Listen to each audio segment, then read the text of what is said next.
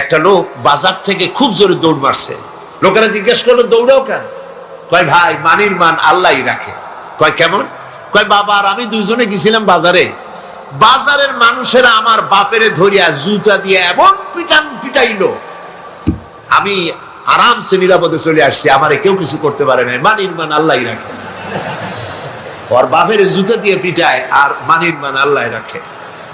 দুর্ভাগ্য এই জাতির, এক শ্রেণীর কলামিস্ট, এক শ্রেণীর মুসলমান নামধারী কলামিস্ট, মুসলমান নামধারী ফিচার লেখক, মুসলমান নামধারী সাংবাদিক, মুসলমান নামধারী বুদ্ধিজীবী, মুসলমান নামধারী রাজনীতি, ওরা মুসলমানের ঘরে জন্মগ্রহণ করেও কুলঙ্গার। এই লোকগুলি মুসলমানের ঘরে জন্মগ্রহণ করেও মুসলমানদেরকে মৌলবাদ আর সন্ত্রাস বলে গালি দেয়। মুসলমানদের উত্থান, মুসলমানদের জাগরণ আবার শুরু হবে ইনশাআল্লাহ। মুসলমান রাজমার খাচ্ছে পৃথিবীর চতুর্দিকে মার খাচ্ছে।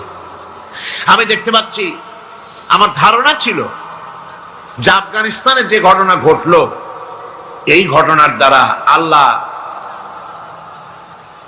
একটা কিছু করবেন, বড় রকমের কিছু আমরা দেখব, কিন্তু সেটা হলো না। কেন হলো না এটা তো আমরা বুঝবো না। ওয়াল্লাহু আ'লামু ওয়া আনতুম লা তা'লামুন। এর পেছনে কোনো পরিকল্পনা আছে, সেই পরিকল্পনাকারী কে? আল্লাহ রাব্বুল আলামিন। তিনি পরিকল্পনা করছেন। 11 সেপ্টেম্বরে আমেরিকায় যে ঘটনা ঘটেছে, এই ঘটনা সম্পর্কে আমার সুস্পষ্ট মত হচ্ছে, যতদূর পড়াশোনা করেছি তাতে আমার সুস্পষ্ট মত, এই ঘটনা ঘটিয়েছে পৃথিবীর ইহুদিদের পরিচালিত মোসাদ, ইহুদিদের গোয়েন্দা বিভাগ, ইসরায়েল রাষ্ট্র, ইহুদিরাই এই ঘটনা ঘটিয়েছে। এর প্রমাণপত্র পত্রিকায় বেরিয়েছে। টুইন টাওয়ার যারা ভাঙলো, আমরা তীব্র নিন্দা জানাই। এখানে হাজার হাজার মানুষ কাজ করে, মানুষ হিন্দু হোক, খ্রিস্টান হোক, বৌদ্ধ হোক, মানুষ। এই হাজার হাজার মানুষকে যারা মারলো, যারা অর্থনৈতিক দিক থেকে আমেরিকাকে ক্ষতিগ্রস্ত করার জন্য চেষ্টা করলো, এভাবে আমরা তার নিন্দা করি, ঘৃণা জানাই। কিন্তু একথাও আমাদের বুঝতে হবে যে এই টুইন টাওয়ার, এই দুটি বিল্ডিং এ 50,000 লোক চাকরি করে, তার মধ্যে 4,000 ইহুদি আছে। দুনিয়াবাসী এ খবর জেনে ফেলেছে। ঘটনার দিন 4,000 ইহুদির একটা ইহুদিও কর্মস্থলে যায় নাই। কেন গেল? এই প্রশ্ন আমেরিকার FBI, federal bureau of investigation, পৃথিবীর নামকরা গোয়েন্দা বিভাগ, তারা কেন এটা তালাশ করলো না? ইহুদিরা কেন সেদিন আসলো না? এবং একটার পর একটা বিমান এখানে হামলা হবে, 18 মিনিট পর পর একটা বিমান, দুটো বিমানে হিট করে বিল্ডিংটা ফেলে দেবে।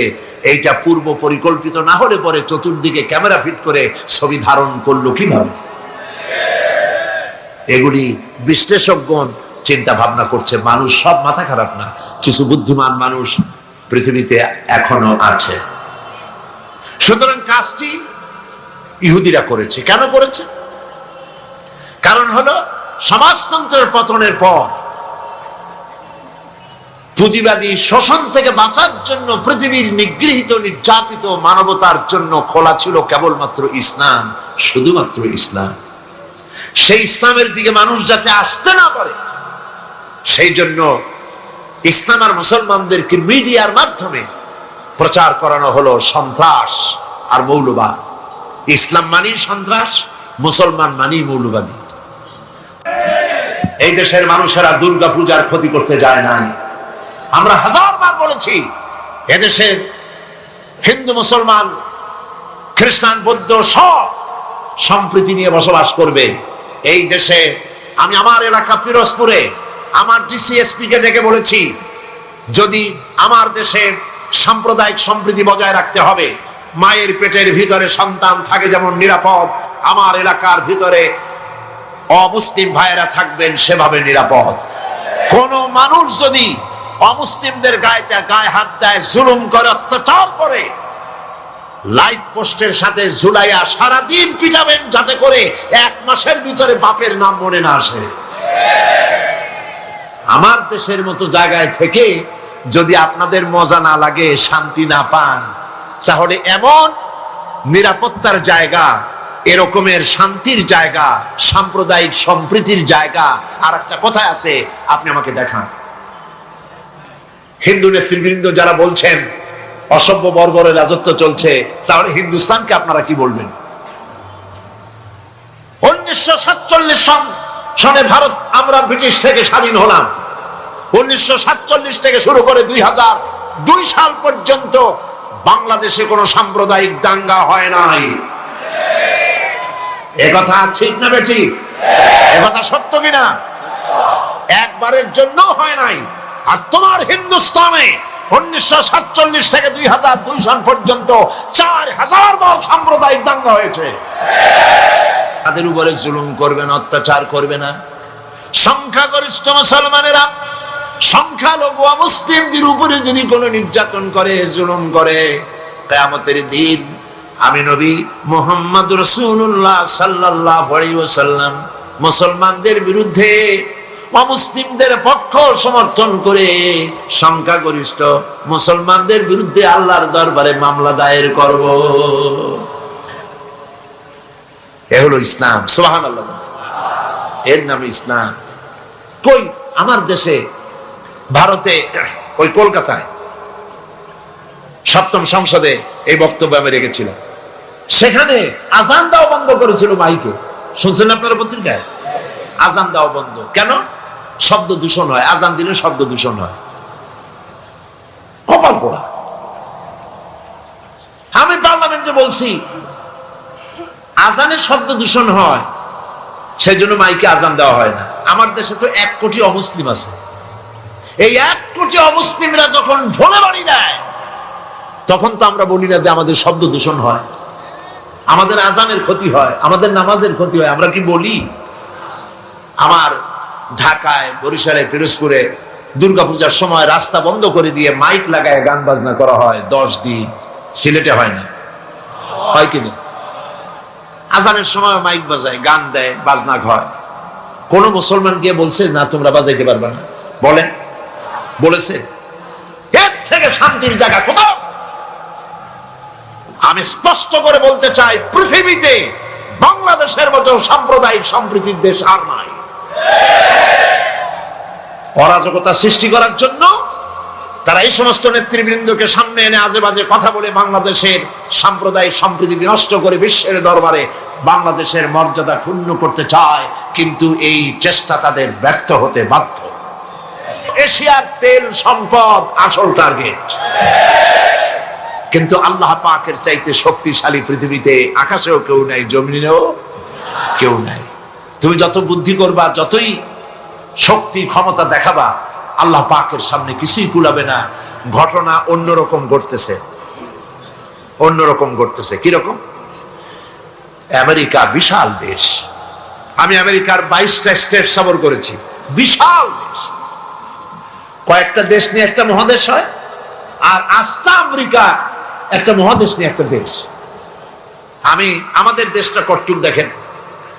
ঢাকা থেকে যদি F-28 বিমানে করে যদি আপনি বাংলাদেশ থেকে রওনা করেন, দেশ ছাড়তে চান, আধা ঘন্টা কি 35 মিনিট সময় লাগবে।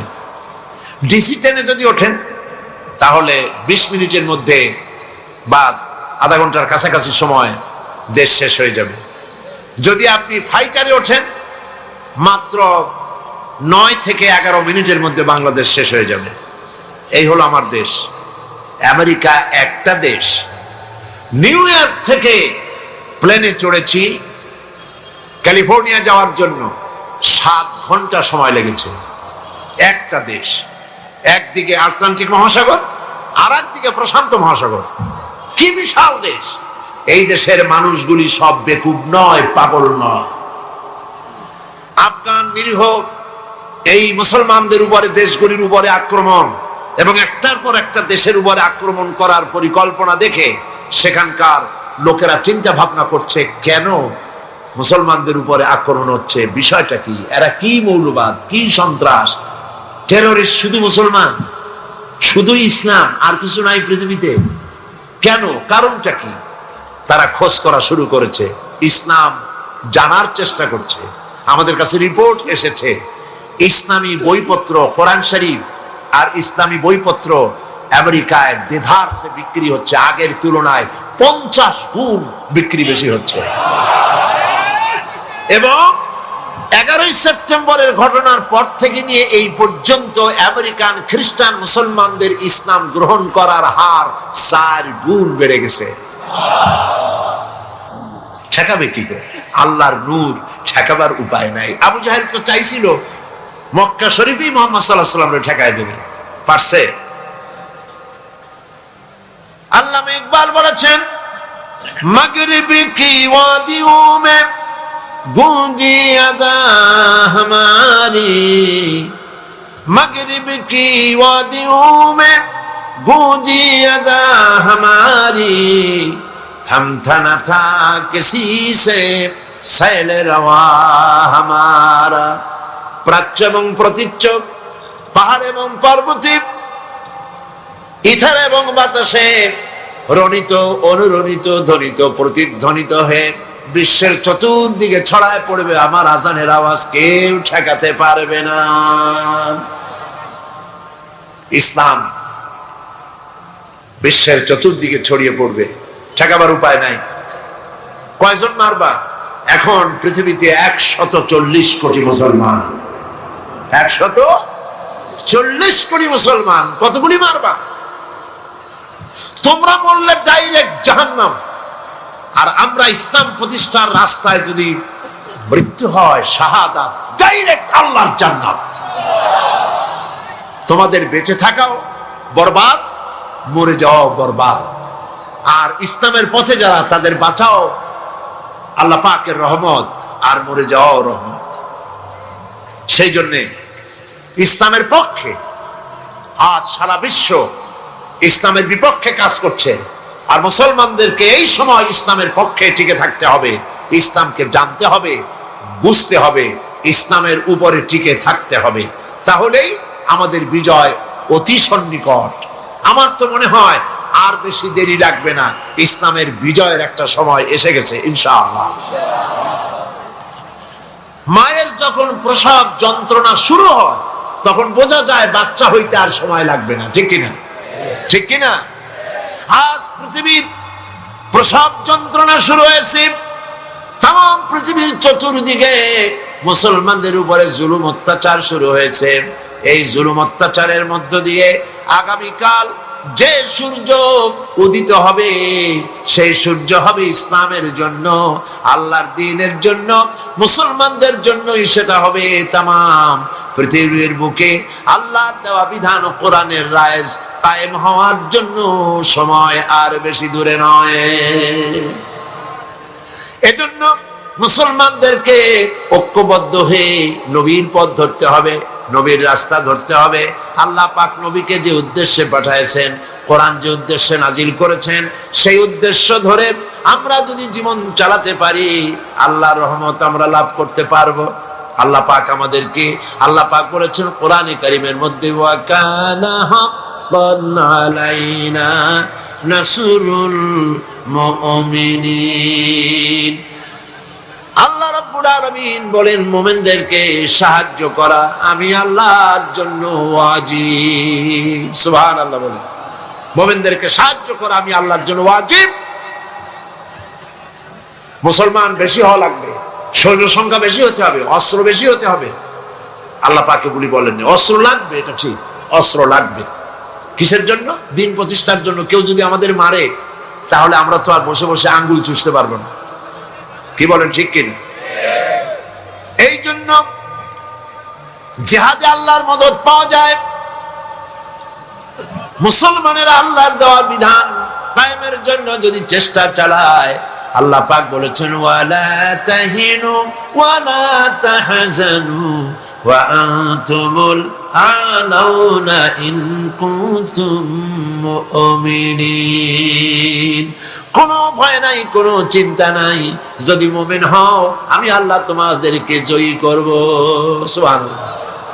10 জন সূরা আনফাল আল্লাহ পাক বলেছেন 10 জন ইমানদার সাবের মুত্তাকি যদি হও 100-র উপরে বিজয়ী করব। সুবহানাল্লাহ কবেন না? 100 যদি হও ইমানদার সাবের মুত্তাকি 1000 কাফেরের উপর বিজয়ী করব। সুবহানাল্লাহ।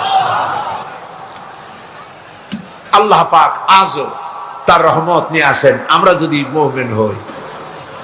বদরের মাঠে জিহাদের ময়দানে একজন সাহাবী বলছেন, ইয়া রাসূলুল্লাহ, জিহাদের ময়দানে সবাই নেমে গিয়েছে, আমি একজন যুবক মানুষ, মুসলমান, আমার কাছে কোনো অস্ত্র নাই, মেহেরবানি করে একটা অস্ত্র দেন, আমি জিহাদে শরীক হয়ে যাই।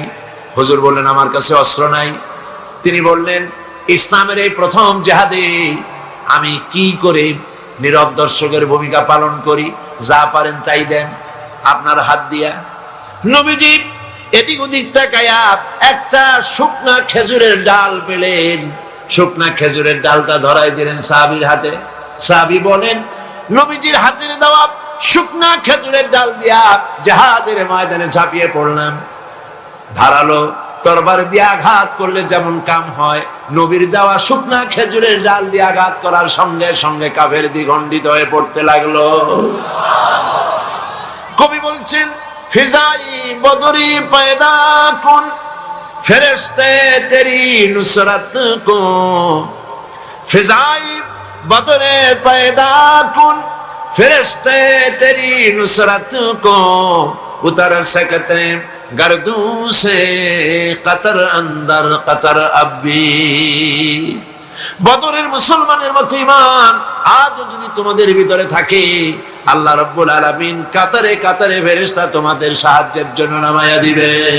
সুতরাং আপনাদের যুদ্ধ, যেমন আপনারা যুদ্ধ করেন দেশ দখল করে, সেই দেশে নিজের ক্ষমতা চালু করে ক্ষমতার ব্যাপ্তি পরিধি আরো বাড়াবার জন্য ইসলাম এভাবে লড়াই করে না। ইসলাম চায় পৃথিবীর মানুষ আল্লাহর মানুষের উপরে আল্লাহর আইন কায়েম করার জন্য তারা চেষ্টা চালায়। এই চেষ্টায় যদি কেউ সশস্ত্র বাধা দেয়, সেই বাধার মোকাবেলা ইসলাম করে জিহাদের নামে। মুসলমানেরা জিহাদের নামেই সেটা করে, ঠিক কি? সেই জন্য ইসলামকে ভুল বুঝাবার কোনো কারণ নাই। আমি আবারও সিলেটের সমস্ত মুসলমান ভাইদের বলি, আপনারা পৃথিবীর চতুর্দিকে ছড়িয়ে আছেন, ইউরোপে, আমেরিকায়, মধ্য এশিয়ায়, আফ্রিকায়, দুনিয়ার চতুর্দিকে আপনারা আছেন। আপনারা মানুষের কাছে যান, দ্বীনের দাওয়াত নিয়ে ছড়িয়ে পড়ুন, মানুষকে বুঝান ইসলামের মধ্যে সন্ত্রাস নাই, সাম্প্রদায়িকতা নাই। ইসলাম আল্লাহর দেওয়া দ্বীন প্রতিষ্ঠা করতে চায়। মুসলমানেরা পৃথিবীর সব থেকে বেশি শান্তিকামী, তারা মারামারিতে, হত্যা, জিঘাংসায় বিশ্বাস করে না। এই কথাগুলি মানুষকে বুঝান। নামাজ পড়ুন, দিনদার হন, ইমানদার হন, পরেজগার হন। আল্লাহ পাক যেন আমাদের তাই বানান, বলেন আমিন। প্রতি বছর আমি নামাজের কথা আপনাদের সামনে বলি, আজও না বলে পারি না, কারণ শুধুমাত্র ওয়াজ শুনলে হবে না। নামাজ হলো ফাউন্ডেশন। নামাজ কি? ফাউন্ডেশন। নামাজ লা দীনা লিমান লা সালাতা লাহু, যার কাছে নামাজ নাই তার কাছে দিন নাই, ঈমান নাই, চরিত্র নাই, কিছুই নাই। 5 ওয়াক্ত নামাজ জীবনে আর ছাড়বো না, ওয়াদা করতে পারবেন? প্রতি বছর করেন, আজও করেন, দুহাত উঁচু করে বলেন, ইয়া আল্লাহ, তোমার পবিত্র নামে ওয়াদা করি, কসম করি, যতদিন পর্যন্ত মালাকুল মউত আমার মাথার কাছে না আসতেছে, ততদিন পর্যন্ত ফরজ নামাজ, ফরজ রোজা ছেড়ে দেব না, ছেড়ে দেব না। ইয়া আল্লাহ, আমি আমার মৃত্যু পর্যন্ত এই ওয়াদা যেন পালন করতে পারি, এ তৌফিক তুমি আমারে দাও, আমিন। আমি রব্বুল আলামিন তোমাকে সৃষ্টি করেছি, মাটির উপাদান দিয়ে তৈরি করলাম। মা বাপের, পুরুষের স্পার্মটোজেন আর মহিলাদের ওভাম দুটোতে মিলে মায়ের গর্ভের ভিতরে নাপাক পানি ফোটাকে জমাট রক্তে পরিণত করে দিলাম। এই জমাট রক্তকে গোশত বানালাম, কচি কচি হাড় দিয়ে একটা বডি একটা স্ট্রাকচার তৈরি করলাম, তারপরে ফাকাসাউনাল ইযামা লাহমা, গোশত দিয়ে, রগ দিয়ে, চামড়া দিয়ে সুন্দর করে ছাউনি দিয়া মায়ের গর্ভের ভিতরে আমি আল্লাহ রব্বুল আলামিন তোমাকে বানাইছি। মায়ের পেটের ভিতরে ফি কারারিম মাকিন, একটি সুরক্ষিত জায়গায় তোমাকে আমি রেখে দিলাম, যেখানে কোনো রোগ, কোনো জার যেখানে পৌঁছতে পারবে না, কোনো অসুবিধা হবে না, এমন একটা জায়গায়, এমন একটা ইন্টেনসিভ কেয়ার ইউনিটের ভিতরে রেখেছি। সুবহানাল্লাহ ওয়া বিহামদিহি। একটা ইন্টেনসিভ কেয়ার ইউনিট, যেখানে কোনো রকমের কোনো জার্ম প্রবেশ করে বা করবার কোনো ক্ষমতা নাই কারো, এমন একটা যে একটা প্যাকেট, সুন্দর একটা প্যাকেট, একটা কভারের মধ্যে তোমাকে তৈরি করা হলো মায়ের পেটের মধ্যে। আল্লাহ পাক বলছে খালাকাল ইনসানা আল্লামাহুল বায়ান, আমি মানুষকে সৃষ্টি করেছি। কেমনে সৃষ্টি করলাম তা তো এতক্ষণ বললাম। এইভাবে করে মানুষ সৃষ্টি করেছি। দেখো তোমার নিজের দিকে তাকাও।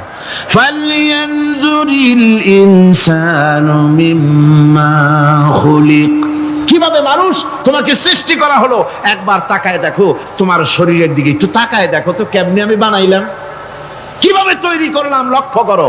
এই যে মাথা, এই মাথাটার ভিতরে আছে কি? মগজ, ব্রেইন। বিজ্ঞানীরা বলেছেন এতে 1000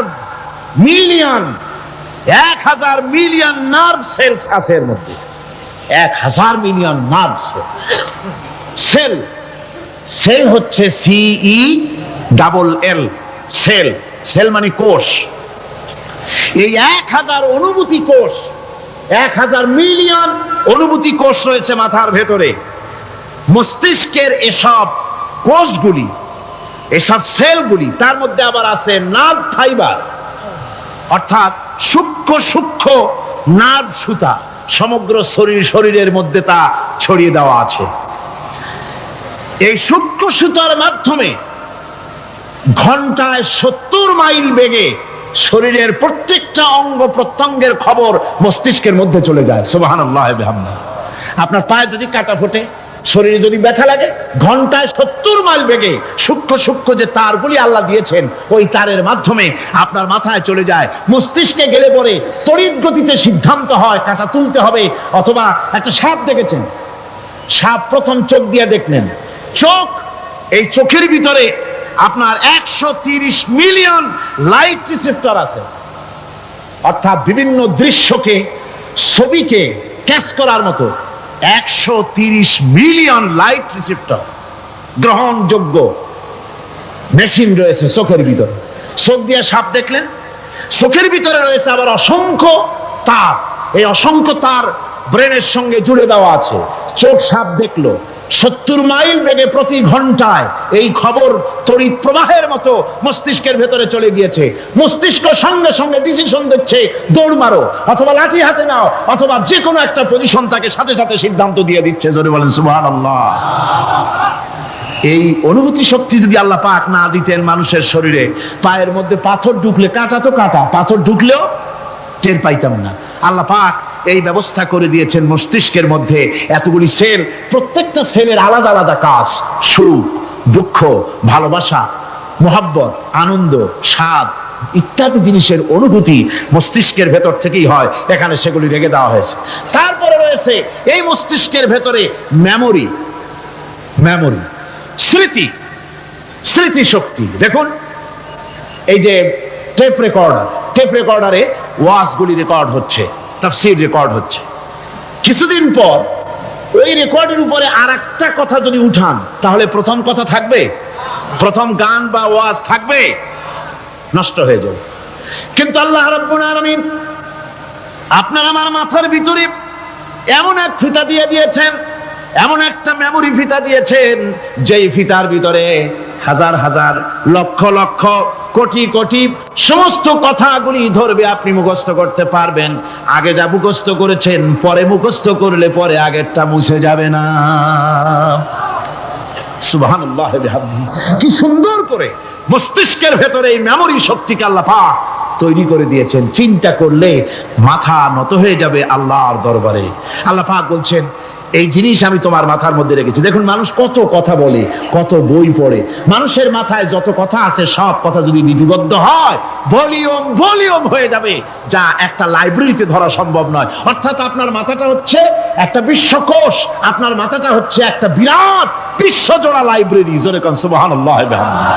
আপনার মাথায় যা আছে তা আপনার কোনো বিল্ডিং এর মধ্যে ধরবে না, কোনো গ্রামে কোনো দেশের মধ্যে তা ধরবে না, এত জিনিস আপনার মাথার মধ্যে আছে, ঠিক কিনা? এরপরে আল্লাহ পাক একটা চোখ আমাদের দিলেন।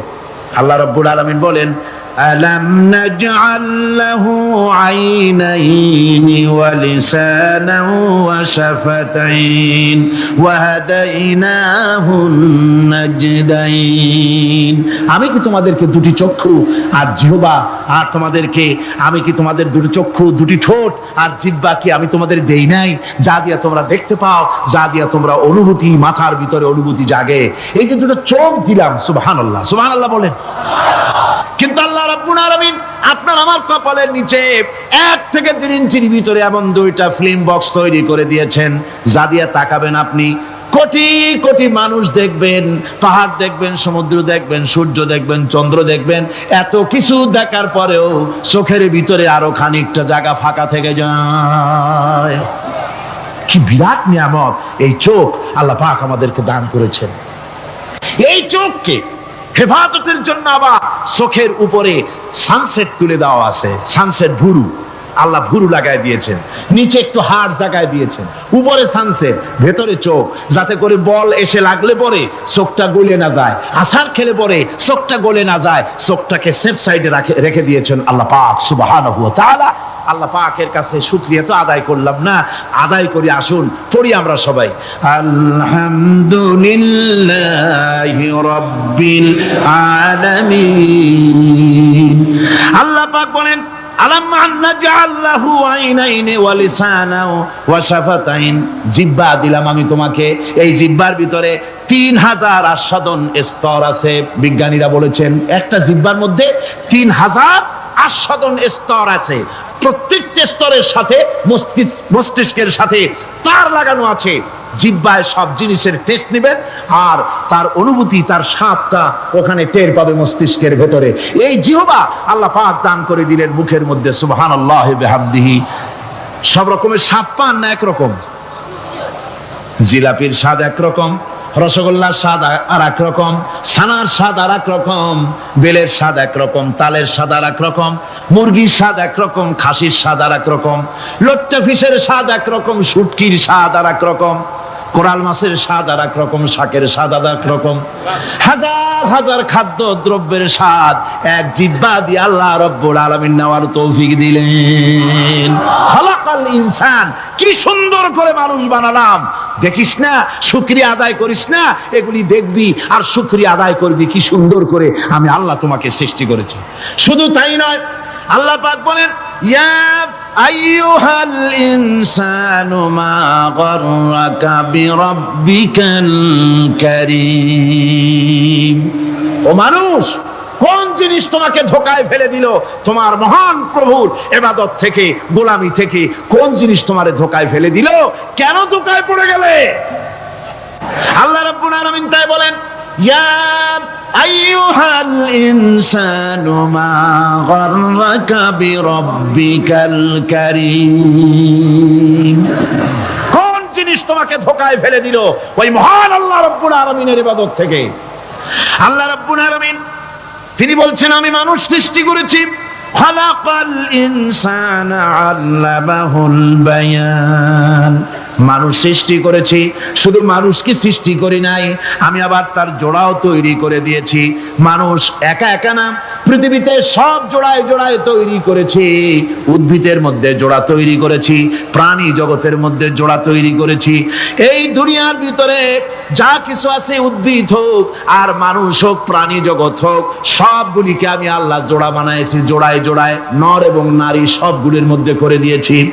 ওয়া মিন আয়াতিহি আন খালাকা লাকুম মিন আনফুসিকুম আজওয়াজান লিতাসকুনু ইলাইহা ওয়া জাআলা বাইনাকুম মাওয়াদ্দাতান ওয়া রাহমা। আল্লাহ রাব্বুল আলামিন বলেন, আমার অগণিত নিদর্শনের ভিতরে এটাও একটি নিদর্শন যে আমি তোমাদের থেকে তোমাদের জোড়া তৈরি করেছি, তোমাদের স্ত্রীদেরকে তৈরি করেছি, যাতে করে তোমরা তাদের কাছে শান্তি পাও। আর তোমাদের মধ্যে ভালোবাসা সৃষ্টি করেছি, মহব্বত সৃষ্টি করে দিয়েছি। আর পরিণত বয়সে এই মহব্বতকে আমি আল্লাহ করুণার সহৃদয়তায় পরিণত করে দেই। তোমার থেকে তোমার জোড়া নারী সৃষ্টি করেছি, স্ত্রী। সেই স্ত্রীর কাছে তুমি তোমার স্বস্তি শান্তি ফিরে পাবে। আর যখন বৃদ্ধ হয়ে যাবে তখন এই ভালোবাসাটা আমি করুণা আর মহব্বতের মধ্যে পয়দা করে দেই। এর দ্বারা এই ভালোবাসা এবং মহব্বতের মাধ্যমে সন্তান সন্ততি পৃথিবীতে আসে, নাতি আসে, পৌত্র আসে, পৌত্রী আসে। এভাবে করে আত্মীয় স্বজন পরিবেষ্টিত অবস্থায় দুনিয়ায় মানব বংশ আমি এভাবে করে বৃদ্ধি করি। আর এরপরে মানব সৃষ্টি করে মানুষকে এক পরিবেশ সৃষ্টি করে দিয়ে তাকে কথা বলারও আমি ভাষা শিখিয়েছি। আল্লামাহুল বায়ান, মানুষকে আমি কি শিক্ষা দিয়েছি? কথা বলতে আমি শিক্ষা দিয়েছি। কথা বলার কারণেই মানুষ মানুষ, আর কথা বলতে পারে না বলে মানুষের সাথে পশুর সাথে এই বিরাট পার্থক্য। পশু কথা বলতে পারে না, মানুষ কথা বলতে পারে। কথা বলা হচ্ছে মানুষের একটা বিশেষ বৈশিষ্ট্য। আরে বায়ান শব্দের অর্থ শুধু কথা নয়, বায়ান শব্দের অর্থ হচ্ছে চেতনা, বুদ্ধি, অনুভূতি, প্রজ্ঞা, মেধা, চিন্তা, বিবেচনা, ইচ্ছা শক্তি, প্রতিরোধ শক্তি, এ সবগুলি বায়ানের ভিতরে সীমাবদ্ধ। যে আমি বায়ান শিক্ষা দিয়েছি, তার মানে এতগুলি জিনিস আমি তোমার মধ্যে আমি সৃষ্টি করে দিয়েছি মানুষের মধ্যে। এরপরে এ বায়ান একটি শিক্ষা। শিক্ষা বলতে বোঝায়, এই শিক্ষাটা আল্লাহ সবাইকে দিয়েছেন। মাছ সাঁতার কাটতে পারবে, পাখি আকাশে উঠতে পারবে, পাখিকে আল্লাহ ওড়ার ক্ষমতা দিয়েছেন। মুরগির বাচ্চা ডিমের থেকে বের করে পানির মধ্যে ছেড়ে দিবেন, ও সাঁতার কাটতে পারবে না। আপনি আমারে কোন মুরগির ডিমের ভিতরে মুরগির বাচ্চা, হাঁসের ডিমের ভিতরে হাঁসের বাচ্চা, সে কি করে বোঝে ডিমের কোন অংশ পাতলা? সেই অংশটা সে অপারেশন শুরু করে দেয়। সে কিন্তু সব জায়গায় ঠকায় না। ওই ডিমের পর্দার ভিতরে একটা অংশ আছে পাতলা, সামান্য পাতলা, সেই পাতলা অংশ সে ঠুক করে একটুখানি অপারেশন করে, পর্দাটা ফেটে যায়, সেখান থেকে সে বেরিয়ে আসে। কে শিখালো যে এই জায়গায় ঠুক করে আওয়াজ কর, বেরোতে পারবি? কে শিখালো? আল্লাহ পাক শিক্ষা দিয়েছেন। এটা বায়ানের অন্তর্গত। মানুষকে দিয়েছেন বায়ান, ওকে দিয়েছেন শিক্ষা। হাঁসের বাচ্চা পানির ভিতরে ছেড়ে দিলে ওকে সাঁতার কাটতে হবে, কে শিখালো? আল্লাহ পাক। বাতাসে পাখিরা উড়ে বেড়ায় ডানা মেলে। আওয়ালাম ইয়ারাউ ইলা তায়রি সাফাতিন ওয়া ইয়াকবিদনা মা ইউমসিকুহুন্না ইল্লার রহমান। দেখে নাকি তারা পাখিটি কেমন? মেলি দুটি লঘু ডানা, উড়িয়া বেড়ায় শূন্যের পরে নাহি তার কোনো মানা। আবার সে ডানা গুটাইয়া চলে কিন্তু পড়ে না তবু, বলকে বাতারে শূন্যে রাখিছে ভিন্ন সে এক প্রভু। প্লেনের মতো, এরোপ্লেনের মতো, দেখছেন না পাখিগুলি এরকম এরকম করে ওড়ে। আবার কখনো উঠতে গিয়ে আর ডানা দোলায় না, দুটো ডানা শরীরের সাথে মিশাইয়া একেবারে রকেটের মতো উড়ে চলে যায়, কিন্তু পড়ে যায় না। কে তাকে শূন্যের উপরে রেখেছে? জোরে কন, কে রেখেছে? এই ট্রেনিং আল্লাহ পাক তাকে দিয়েছেন। আল্লাহ পাক তাকে এই শিক্ষা দিয়েছেন। এই শিক্ষা, পানিতে সাঁতার কাটবে মাছ, বায়ুতে ভেসে বেড়াবে পাখি, তারপরে মানুষের চোখের পলক পড়বে, পাকস্থলী হজম করবে, এসব শিক্ষা আল্লাহই দিয়েছেন। প্রত্যেকটা জিনিসকে সৃষ্টি করেছেন, আর তার কাজটাও কিভাবে হবে তাও আল্লাহ পাক শিখিয়ে দিয়েছেন। এই জন্য শুধুমাত্র এই শিক্ষাটুকুনি নয়, মূল শিক্ষা হচ্ছে আল্লামাহুল বায়ান।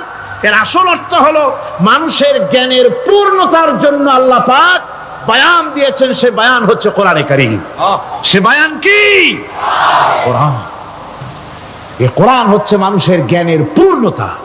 কোরআন দিয়েই মানুষের জ্ঞান পরিপূর্ণ হয়। ওমা উতীতুম মিনাল ইলমি ইল্লা কালিলা, তোমাদেরকে খুব সামান্যতম জ্ঞান দেওয়া হয়েছে। আসল জ্ঞানের মালিক কে?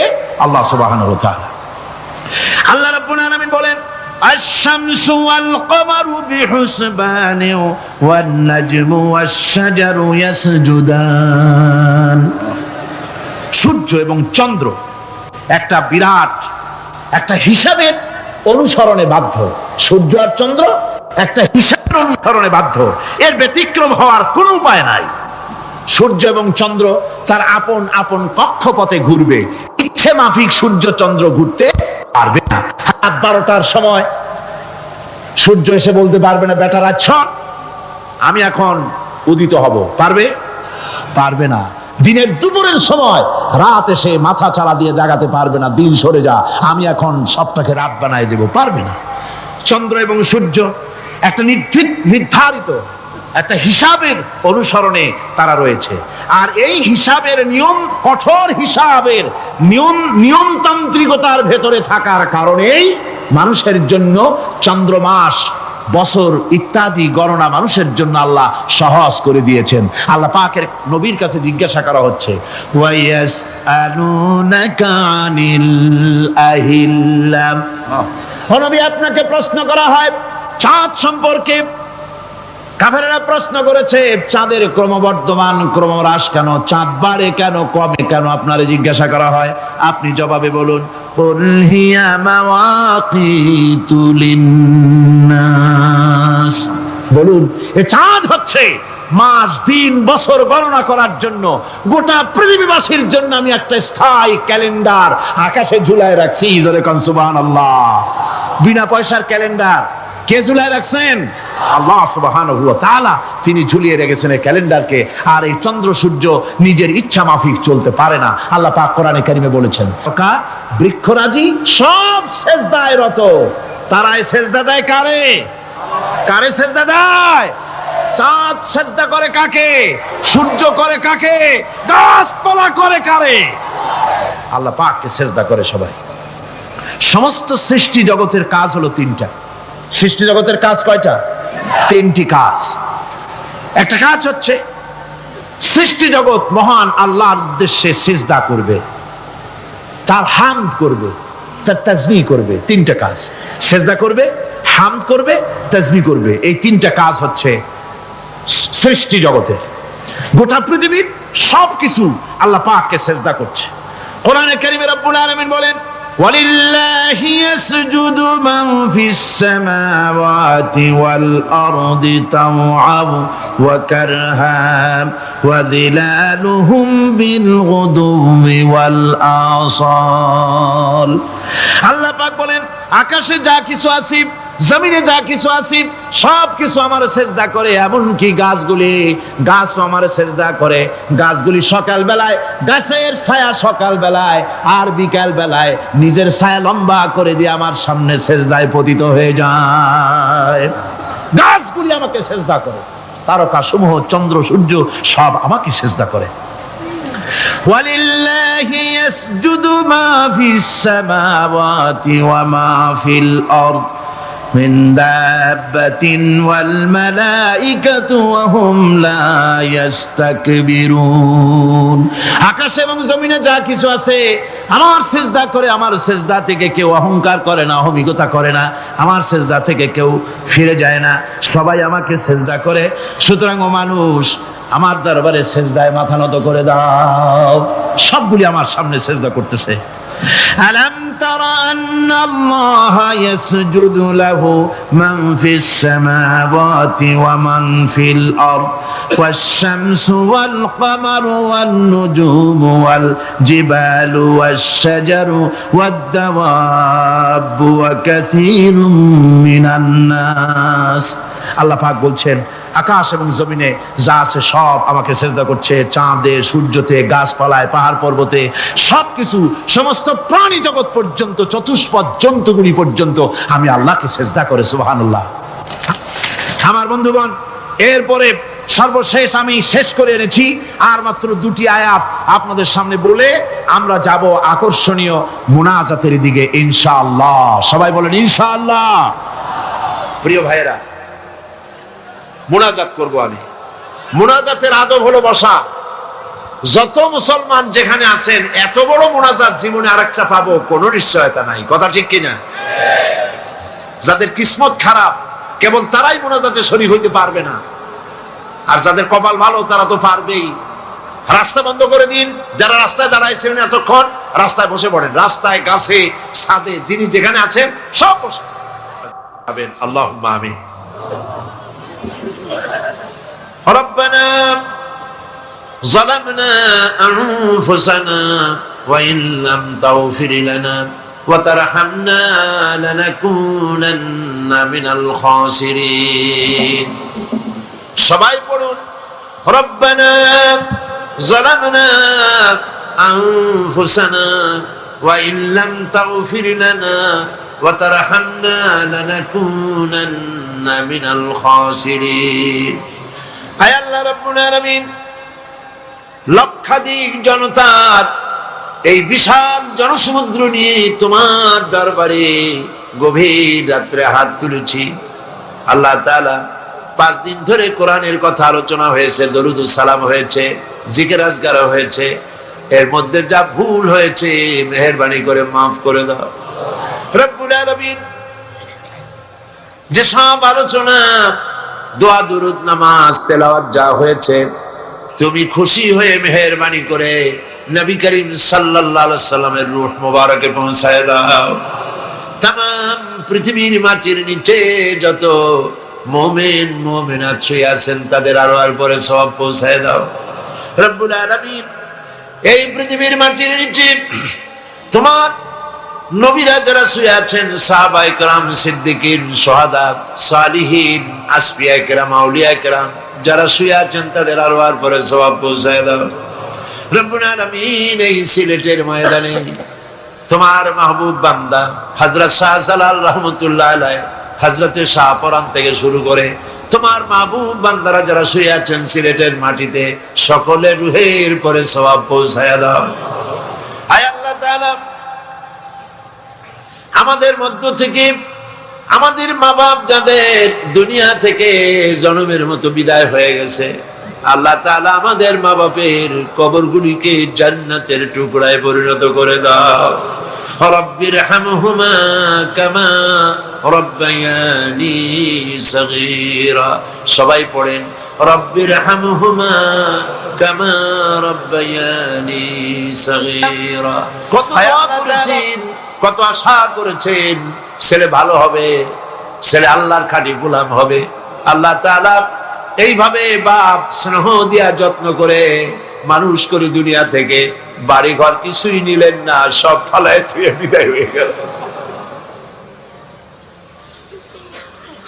যাবার সময় বারিশ নয়, লেপ নয়, তোষক নয়, টাকা নয়, পয়সা নয়, কিচ্ছু না, সাদা 3 টুকরা কাপড় নিয়া খালি হাতে বাপ বিদায় হয়ে গেল। আয় আল্লাহ, আব্বা যাদের মারা গেছে কবরটাকে জান্নাতের টুকরা বানাইয়া দাও রব্বুল আলামিন। জনম দুঃখিনী মা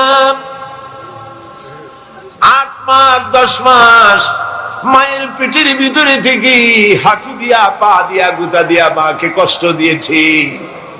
মা ডেলিভারিতে কষ্ট করেছেন, 2-2.5 বছর পর্যন্ত বুকের দুধ খাওয়াইয়া মানুষ করছে। প্রচন্ড মাঘের শীতে, প্রচন্ড মাঘের শীতে মায়ের কোলে থেকে পেশাব পায়খানা করে মায়ের কাপড় চোপড় নষ্ট করে দিয়েছি। মা রাগ করে আছাড় দেন নাই, একটা থাপ্পড়ও লাগান নাই। বাইরে নিয়ে পানি দিয়ে ধুয়ে সাফ করে কান্না মুখে শত চুমা দিয়া হাসি ফুটাইছেন যে মা, ওই মা যার বিদায় হয়ে গেল কবরটাকে বেহেশতের বাগান বানাইয়া দাও। রব্বিরহামহুমা কামা রব্বায়ানি সগীরা। আবারও পড়েন রব্বিরহামহুমা কামা রব্বায়ানি সগীরা। আয় আল্লাহ তাআলা, আমাদের দাদা দাদি, নানা নানি, আত্মীয় স্বজন, পাড়া প্রতিবেশী যার যা মারা গেছে প্রত্যেকের রূহের পরে সওয়াব পৌঁছায় দাও রব্বুল আলামিন। तमाम পৃথিবীর বুকে মুসলমানেরা বড় এতিম, অসহায়, দেখার মতো কেউ নাই। আল্লাহ, আমরা মার খাচ্ছি চতুর্দিকে, আমরা বুঝতে পেরেছি আমরা অপরাধী, আমরা গুনাহগার, আমরা মার খাওয়ার উপযুক্ত হয়েছি। রব্বুল আলামিন, আয় আল্লাহ তাআলা, তুমি আজ তোমার আরশে আজিম থেকে সিলেটের মাদ্রাসার মাঠের দিকে তাকাও, রহমতের নজর দিয়ে তাকাও। আরশে আজিম থেকে রহমতের নজরে তাকায়া দেখো সিলেটে তোমার বান্দা বান্দিরা কিভাবে কাঁদতেছে। শয়তানের ওয়াসওয়াসায় পড়ে আমরা গুনাহ করেছি, আজকে বিনীতভাবে ক্ষমা চাই, মাফ করে দাও। তোমার নবী বলেছেন গুনাহ করে যে তওবা করে সে যেন কোনো গুনাহই করে নাই। আল্লাহ আমাদের ভুলগুলি স্বীকার করতেছি, বয়সের দোষে, শয়তানের দোষে, শয়তানের প্ররোচনায় পড়ে যা করছি, তোমার কাছে মাথা নিচু করে গোলামের মতো মাপ চাই, দয়া করে আমাদের মাফ করে দাও। কথা এমন ভাবে পেশ করেছেন যা গোটা পৃথিবীর মানুষ যদি হেদায়েত পেতে চায়, ছোট্ট সূরাটি তার জন্য যথেষ্ট। পড়েন আমার সাথে, কুল হুয়াল্লাহু আহাদ।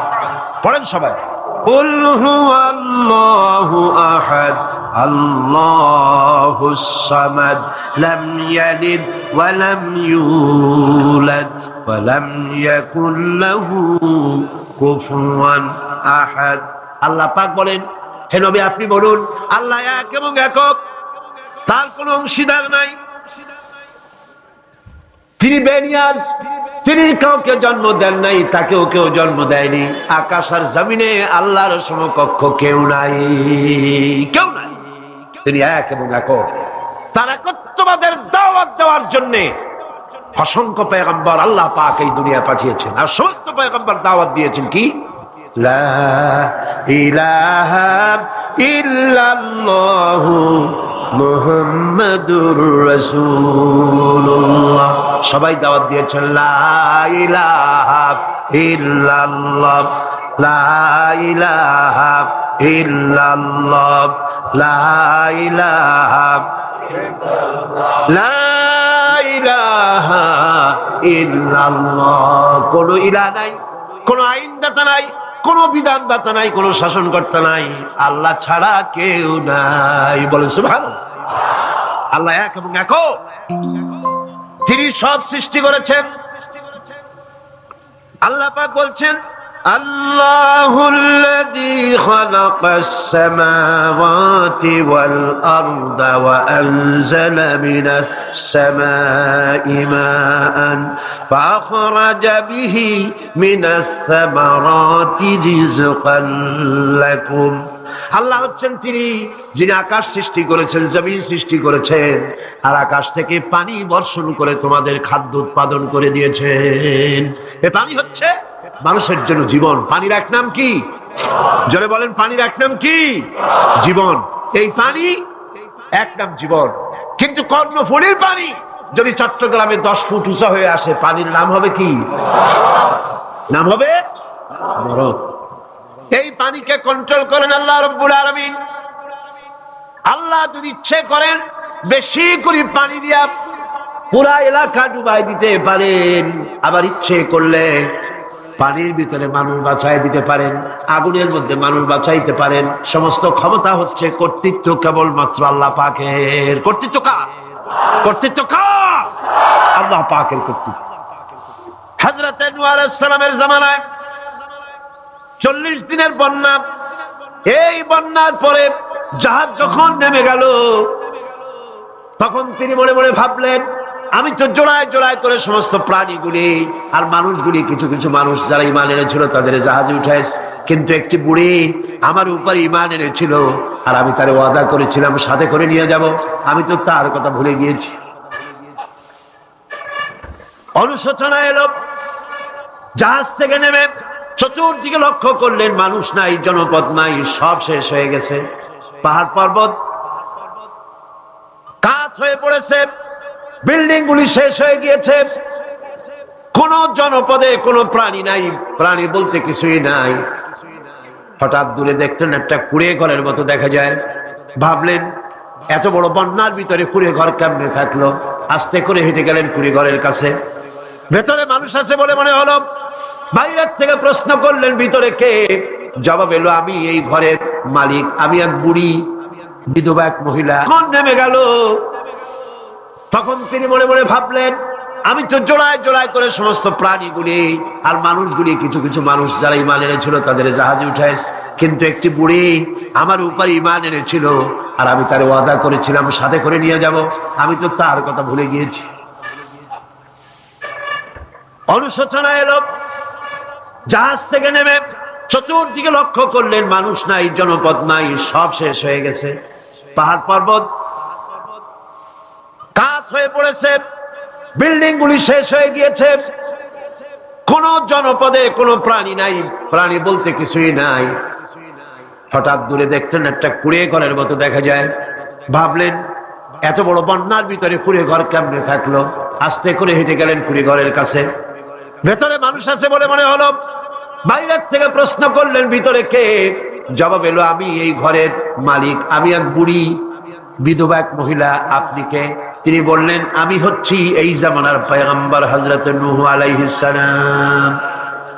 বুড়ি বলছেন আমারও ধারণা তাই। আপনি আমাকে ওয়াদা করেছিলেন বন্যা হলে পরে, বন্যার আভার যখন আপনি পাবেন আমাকে আপনি সাথে করে জাহাজে উঠায় নিয়ে দিবেন।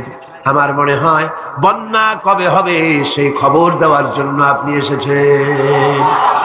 হযরত নূহ আলাইহিস সালাম সিজদায় পড়ে কাঁদতে লাগলেন, বললেন রব্বুল আলামিন তোমার কুদরত বোঝার ক্ষমতা আমার নাই। 40 দিন পর্যন্ত পানির ভিতরে মানুষ কেমনে জীবিত রইল? আল্লাহ পাক শোনালেন রোরে বিপদ যখন এলো তুমি তোমার উম্মতকে ভুলে যেতে পেরেছো, ভুলে গিয়েছো, কিন্তু আমি রব্বুল আলামিন রহমানুর রহিম, আমি আমার বান্দিরে ভুলি নাই। পানির স্রষ্টা আল্লাহ, পানির ভিতরে তিনি বাঁচাতে পারেন, আবার তিনি আগুনের ভিতরে বাঁচাতে পারেন, সবকিছু করতে পারেন। সমস্ত ক্ষমতা আল্লাহ পাকের। সমস্ত ক্ষমতা কার? আরো জোরে বলেন কার? আল্লাহ পাক বলেন এভাবে করে আমি আকাশ সৃষ্টি করেছি, জমিন সৃষ্টি করেছি, বৃষ্টি দিয়েছি, আর চন্দ্র সূর্য তৈরি করেছি। তারপরে আমি তোমাদেরকে নিয়ামত দিয়ে ভরে দিয়েছি। ওয়া ইন তাউদ্দু নি'মাতাল্লাহি লা তুহসুহা। আমার নিয়ামত যদি গণনা করো, গুনে গুনে আমার নিয়ামত শেষ করতে পারবে না। সুবহানাল্লাহ। হাদা খালকুল্লাহি ফাআরুনি মাযা খালাকাল্লাযীনা মিন দুনি। এ হচ্ছে আল্লাহর সৃষ্টি, আর আল্লাহ বাদে অন্যরা কি সৃষ্টি করেছে দেখাও। যদি ক্ষমতা থাকে দেখাও কি সৃষ্টি করেছে অন্যরা। আছে কিছু? আছে কিছু? সমস্ত সৃষ্টির মালিক কে? আরো জোরে বলেন কে? সব কিছুর স্রষ্টা হচ্ছেন আল্লাহ পাক। ওই আকাশের মালিক কে? চিল্লায় বলেন জোরে সোরে, আকাশের মালিক কে? বাতাসের মালিক কে? চন্দ্র সূর্যের মালিক কে? পৃথিবীর মালিক কে? গোটা সৃষ্টি জগতের মালিক কে? সবকিছুর মালিক যিনি, তিনি বলছেন এগুলি সব আমি সৃষ্টি করেছি। ফারুনি মাযা খালাকাল্লাযীনা মিন দুনি। আমি ছাড়া অন্যরা কে কি তৈরি করেছে দেখাও। আল্লাহ রাব্বুল আলামিন এভাবে করে মানুষের জন্য সবকিছু সৃষ্টি করেছেন। তার খাবারের ব্যবস্থা করেছেন, পড়ার ব্যবস্থা করেছেন, গাছপালা তৈরি করেছেন, পানি তৈরি করেছেন, সব ব্যবস্থা করে দিয়েছেন। এমনকি শীতকালে পিঠা খাবেন, রসের ব্যবস্থাও করে দিয়েছে। চট্টগ্রামের রস আছে না? কি গাছের রস? খেজুর গাছের রস। এই খেজুর গাছের গোড়া খুঁজতে খুঁজতে 5 মাইল নিচেও যদি চলে যান, খেজুর গাছের মাথায় যেমন রস পাওয়া যায়, খেজুর গাছের 5 মাইল নিচে কি ওরকম এক ফোঁটা পানি পাওয়া যাবে? খেজুর গাছের ভিতরেও কি তেমন পাওয়া যাবে? ঠিক জায়গা মতো কাটলে যেমন রস পাওয়া যাবে, অন্য জায়গায় পাওয়া যাবে না। আবার খেজুর গাছের পাশে একটা নিম গাছ আছে, কিয়ামত পর্যন্ত নিম গাছ গিয়া শোষেন। মিষ্টি লাগবে? কি লাগবে? আল্লাহ রাব্বুল আলামিন, আপনি পিঠা খাবেন, খেজুর গাছ দিয়ে রস তৈরি করে দিলেন। পায়েস খাবেন, চাউল তৈরি করে দিলেন, গম দিয়ে দিলেন। গোশ খাবেন, কিমা খাবেন, কি খাবেন, সমস্ত কিছু রব্বুল আলামিন তৈরি করে মানুষের সামনে দিয়ে দিলেন।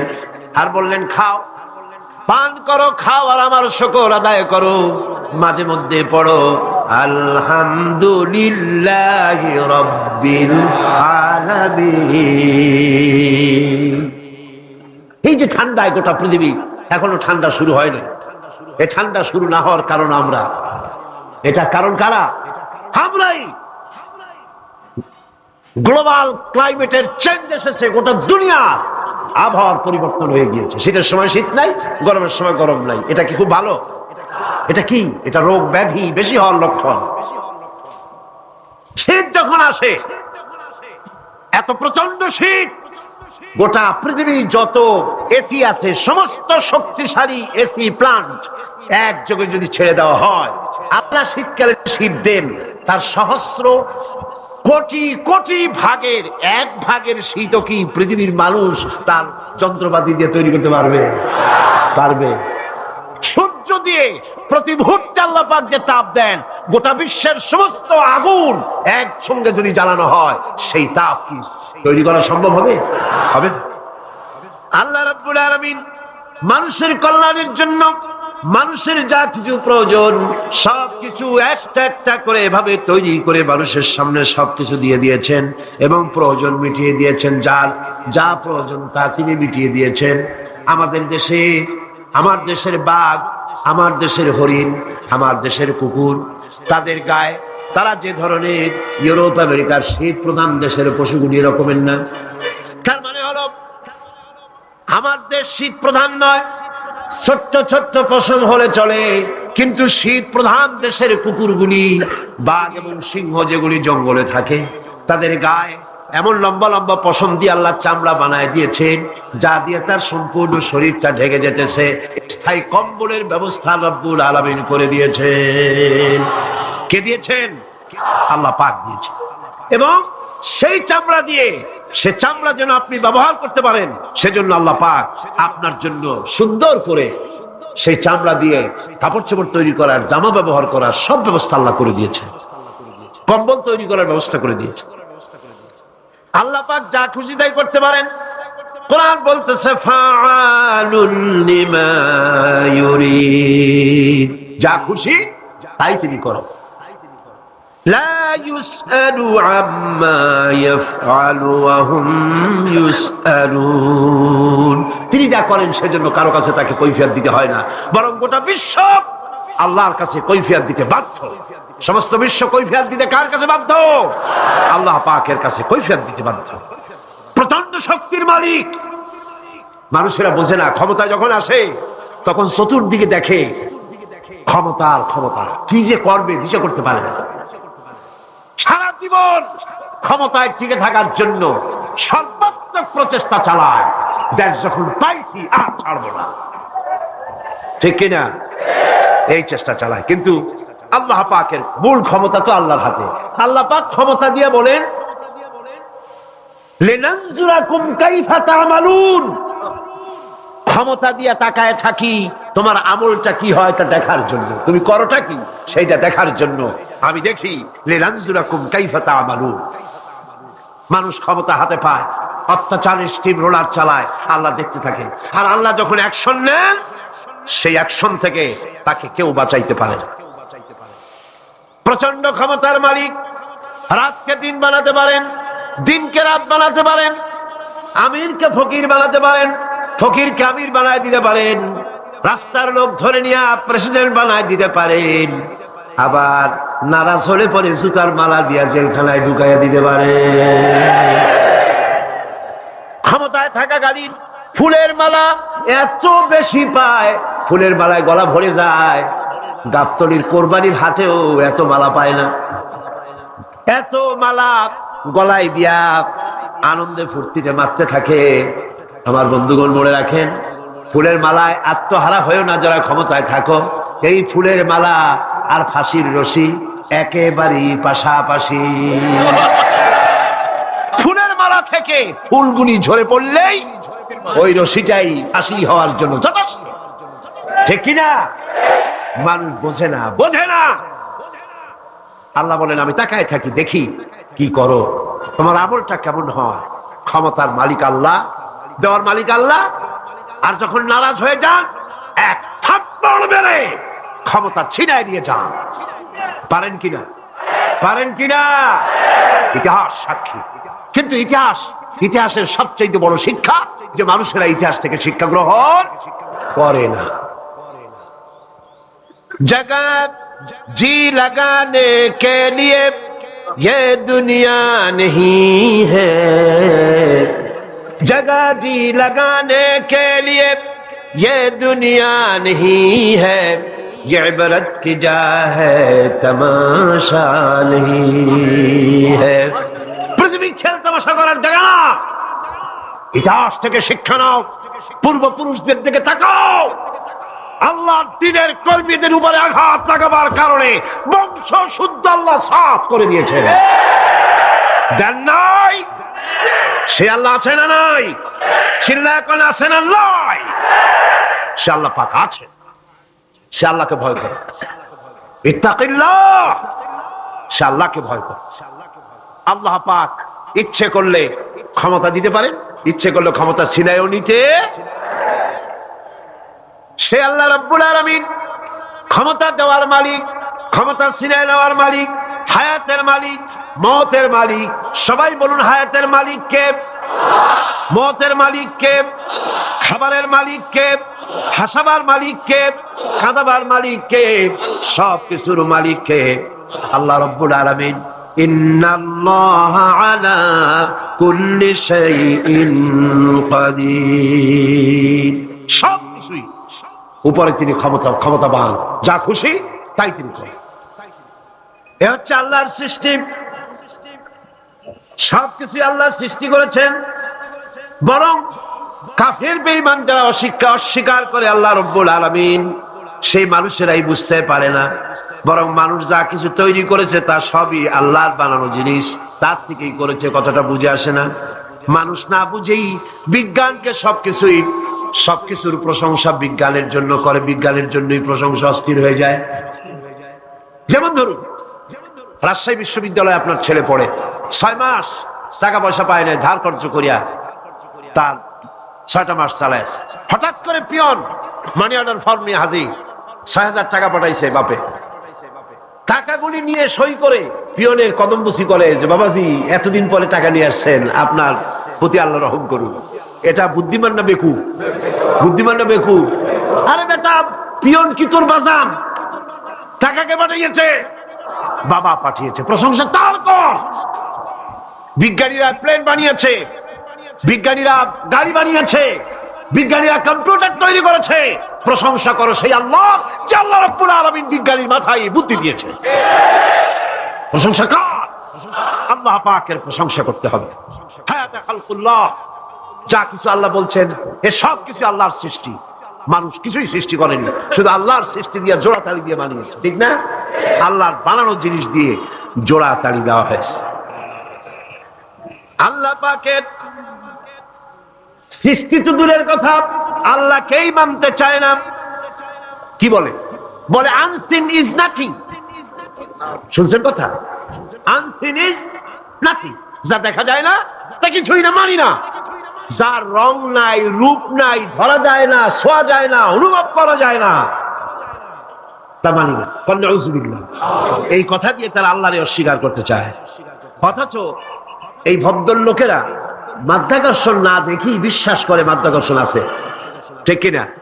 এই ভদ্রলোকেরা বিদ্যুতের শক্তি দেখেই, বিদ্যুৎকেও দেখে। আপনারা দেখতেছেন বিদ্যুতের শক্তি দেখে বিদ্যুৎকে বিশ্বাস করে। বাতাসের প্রচন্ডতা দেখে বাতাসকে অনুভব করে, বিশ্বাস করে। অক্সিজেন চোখে দেখে না, ইথারকে চোখে দেখে না, বিশ্বাস করে। কিন্তু এমনই নাস্তিক, এমনই কপাল পোড়া যে আল্লাহরে দেখা যায় না তাই বিশ্বাস করা যাবে না। এক নাস্তিকের সাথে হযরত ইমাম আবু হানিফা রাহমাতুল্লাহ আলাইহির এক বিতর্ক অনুষ্ঠান হলো। সেই বিতর্ক অনুষ্ঠানে ইমাম আবু হানিফা রাহমাতুল্লাহ আলাইহি পৌঁছতে বেশ দেরি করলেন। নাস্তিক তখন উপস্থিত জনতাকে বলছে, দেখো তোমাদের ইমাম, তোমাদের ইসলামী চিন্তাবিদ যুক্তিতে দুর্বল, সেই জন্য আসতেছে না। বেশ কিছুক্ষণ দেরি করে তিনি উপস্থিত হলেন। নাস্তিক বলল, আগে আপনি বলেন, আপনি ওয়াদা ভঙ্গ করলেন কেন? সময় মতো আসতে পারলেন না কেন? তিনি জবাবে বললেন, দেখো আমি অনেক দূর থেকে এসেছি, এসে দেখি সামনে নদী, এখন পার হবো কেমনে? কোন নৌকার ব্যবস্থা নাই। হঠাৎ দেখলাম কি এক আশ্চর্য কথা, একটা চারা গজায় উঠলো, ফট করে বিরাট গাছ হয়ে গেল। কই থেকে একটা কুড়াল আসলো, গাছটারে কাজে ভাড়ায় গেল। তারপরে এলো করাত, বানাইলো তক্তা, এরপরে আসলো লোহা, পড়লো হাতুড়ি, হয়ে গেল নৌকা। বাহ কি মজা! এরপর নৌকা নামলো নদীতে, আমি উঠে বসলাম, এই পাড়ি দিয়ে আসলাম, তাই যা একটু দেরি হলো। নাস্তিক কয় যে কি সর্বনাশ, এই লোকের সাথে আমি তর্ক করবো, মাথা স্ক্রু শটটা দিলাম, তাহলে আন্দাজে আন্দাজে একটা গাছ হয়ে গেল ফট করিয়া। তারপরে কুড়াল আসলো, তক্তা হইলো, বিনা মিস্ত্রিতে নৌকা হইলো, এটা কেমনে সম্ভব? ইমাম সাহেব বলেন আমার বিতর্ক শেষ। বিনা মিস্ত্রিতে যদি, তোমার যুক্তি মতে বিনা মিস্ত্রিতে যদি একটা নৌকা না হতে পারে, এই বিশ্ব তৈরি হলো কি করে বিনা মিস্ত্রিতে? ওই বিশাল আকাশ হলো কিভাবে? এই বিরাট চন্দ্র সূর্য হলো কিভাবে? কি করে তোমার ওই বডি তৈরি হলো? নাস্তিক চেয়ার থেকে নেমে ইমামের কাদমের উপরে পড়ে গেল, বলে আল্লাহু আকবার, আমি অন্যায় করেছি, আল্লাহ আমারে মাফ করে দাও।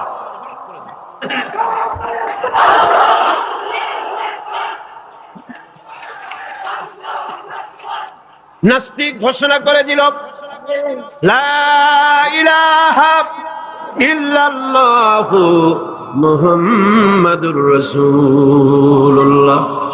জোরে সরে বলেন লা ইলাহা ইল্লাল্লাহু মুহাম্মাদুর রাসূলুল্লাহ। লা ইলাহা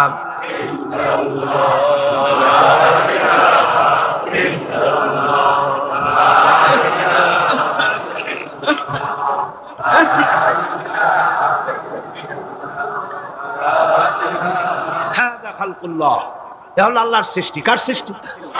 বলেন সবাই খুশি হয়ে, কার সৃষ্টি? ফারুনি মাযা খালাকাল্লাযিনা মিন দুনি, আল্লাহ ছাড়া কে কি বানাইছে দেখো। সব কে বানিয়েছে? খুশি হইয়া মুখ ফুলাইয়া জোরে কোন কে বানিয়েছে?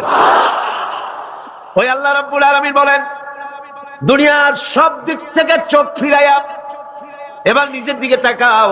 ওয়াফি আনফুসিকুম ওয়াফি আনফুসিকুম আফালা তুবসিরুন। এমনকি তোমাদের নিজেদের মধ্যেও আমার নিদর্শন আছে। তারা কি তা অনুধাবন করে না? তোমার মধ্যেও আমার নিদর্শন আছে। কার মধ্যে? আমাদের মধ্যে। কোন কার মধ্যে? আমাদের মধ্যে আল্লাহর নিদর্শন আছে। মানুষ যদি তার নিজের দেহের প্রতি লক্ষ্য করে, তাহলে সে মহান আল্লাহ পাকের অসংখ্য কুদরত দেখতে পাবে। জোরে লাগো। যেমন একটি শিশু যখন জন্ম হয়, তখন তার হাড়ের পরিমাণ হয় 305টি।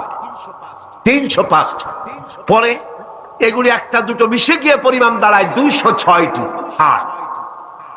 560টি পেশি দিয়ে এই হাড়গুলিকে বেঁধে রাখা হয়, এবং মোট গিরার পরিমাণ দাঁড়ায় 100 গিরা। আপনি কি জানেন আপনার আঙ্গুলের মাথা থেকে বাহু পর্যন্ত কয়টা গিরা আছে? গণবেন কখন? কিলাকিলি করি তো কুল পানবে। দেখেন না গিরা কতগুলা আঙ্গুলের, এই আঙ্গুলের মধ্যেই কতগুলা গিরা। এখানে গিরা, সেখানে গিরা, এখানে গিরা, এখানে গিরা, এখানে গিরা, বাহুতে গিরা। গিরা যদি একটাও না হতো, হাতটা হাত হইতো না। হাত কি হইতো? লাঠি। লাঠি হইতো। ভাত খাওয়া যাইতো না। ভাত খাইতে গেলে মাখানো লাগে কিনা? মাখানো লাগে না? মাখাইবেন কি দিয়ে? হাতগুলা, আঙ্গুলে গিরা নাই, সব কাঁটা চামচ। আর কেলুতে গিরা নাই, হাত ক্লোজ হবে না, নিজের মুখে আসবে না। দুই হাতের মাথায় একজন বসবে, একজন আর একজনের খাওয়াবে। তাও আবার খাওয়াই দিকে মুখের মধ্যে লাগে, নাকের সিধার মধ্যে গিয়ে ঢুকবে। হাসতেছেন? সুবহানাল্লাহ। ওয়াফি আনফুসিকুম আফালা তুবসিরুন। তোমার ভেতরে আমার নিদর্শন আছে, অনুধাবন করো। মানব শরীর এক আশ্চর্য মেশিন। সুবহানাল্লাহ। আশ্চর্য মেশিন। লক্ষ কোটি সেল এবং নার্ভ সেল দিয়ে জটিল মেশিন পত্রের সমন্বয় এই দেহ তৈরি করা হয়েছে। এবং এই শরীরের ভিতরে দুটো মূল্যবান জিনিস আছে।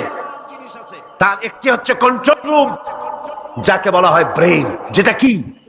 ব্রেইন। আরেকটি হচ্ছে জেনারেটর। সেই জেনারেটরটা কি? হার্ট। আপনার হৃৎপিণ্ড। ওয়াফি আনফুসিকুম আফালা তুবসিরুন। লক্ষ্য করো না? কেমনে? তোমার শরীরের দিকে তাকাও না। Brain, control room. হার্টের কাজ হচ্ছে রক্তগুলিকে সার্কুলার করা, রক্তগুলিকে পৌঁছে দেওয়া সর্বত্র।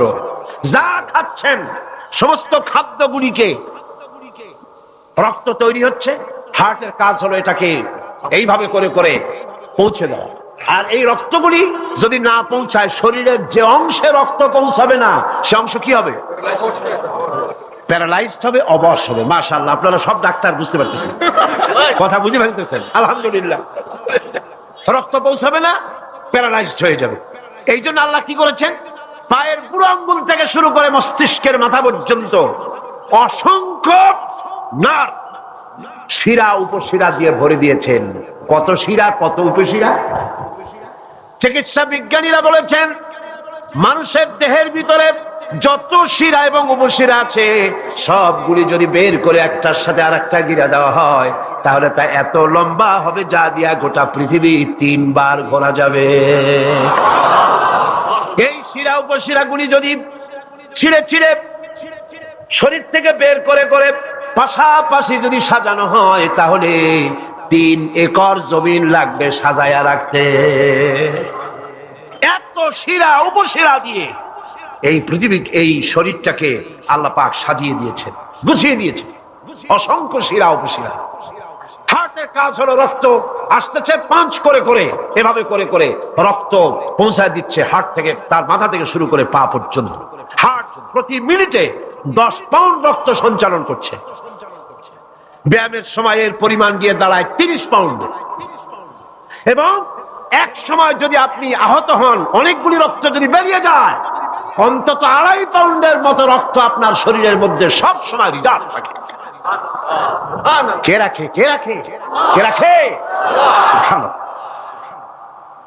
এবার আপনার হার্ট যদি দুর্বল হয়, হার্ট অ্যাটাক হয় না? চিটাগাঙ্গে নাও হইতে পারে, নাকি হয়? হার্ট যদি অ্যাটাক হয়, হার্ট অ্যাটাক হয় কেন? হার্টের যেই জিনিস ভেতর দিয়ে রক্তগুলি প্রবাহিত হয়, আর্টারিগুলি, এই আর্টারিগুলি যদি অতিরিক্ত চর্বির কারণে, অনেকে তো খায় জম্মের খাওয়া, ডাইনি বাই তাকায় না, সুবহানাল্লাহ, 4 আঙ্গুল কপাল বাদ দিয়ে সব পেট, খাওয়ার সময় বিসমিল্লাহ কয় না, শেষও আলহামদুলিল্লাহ কয় না, খায় আর কয় যা মজা হইছে,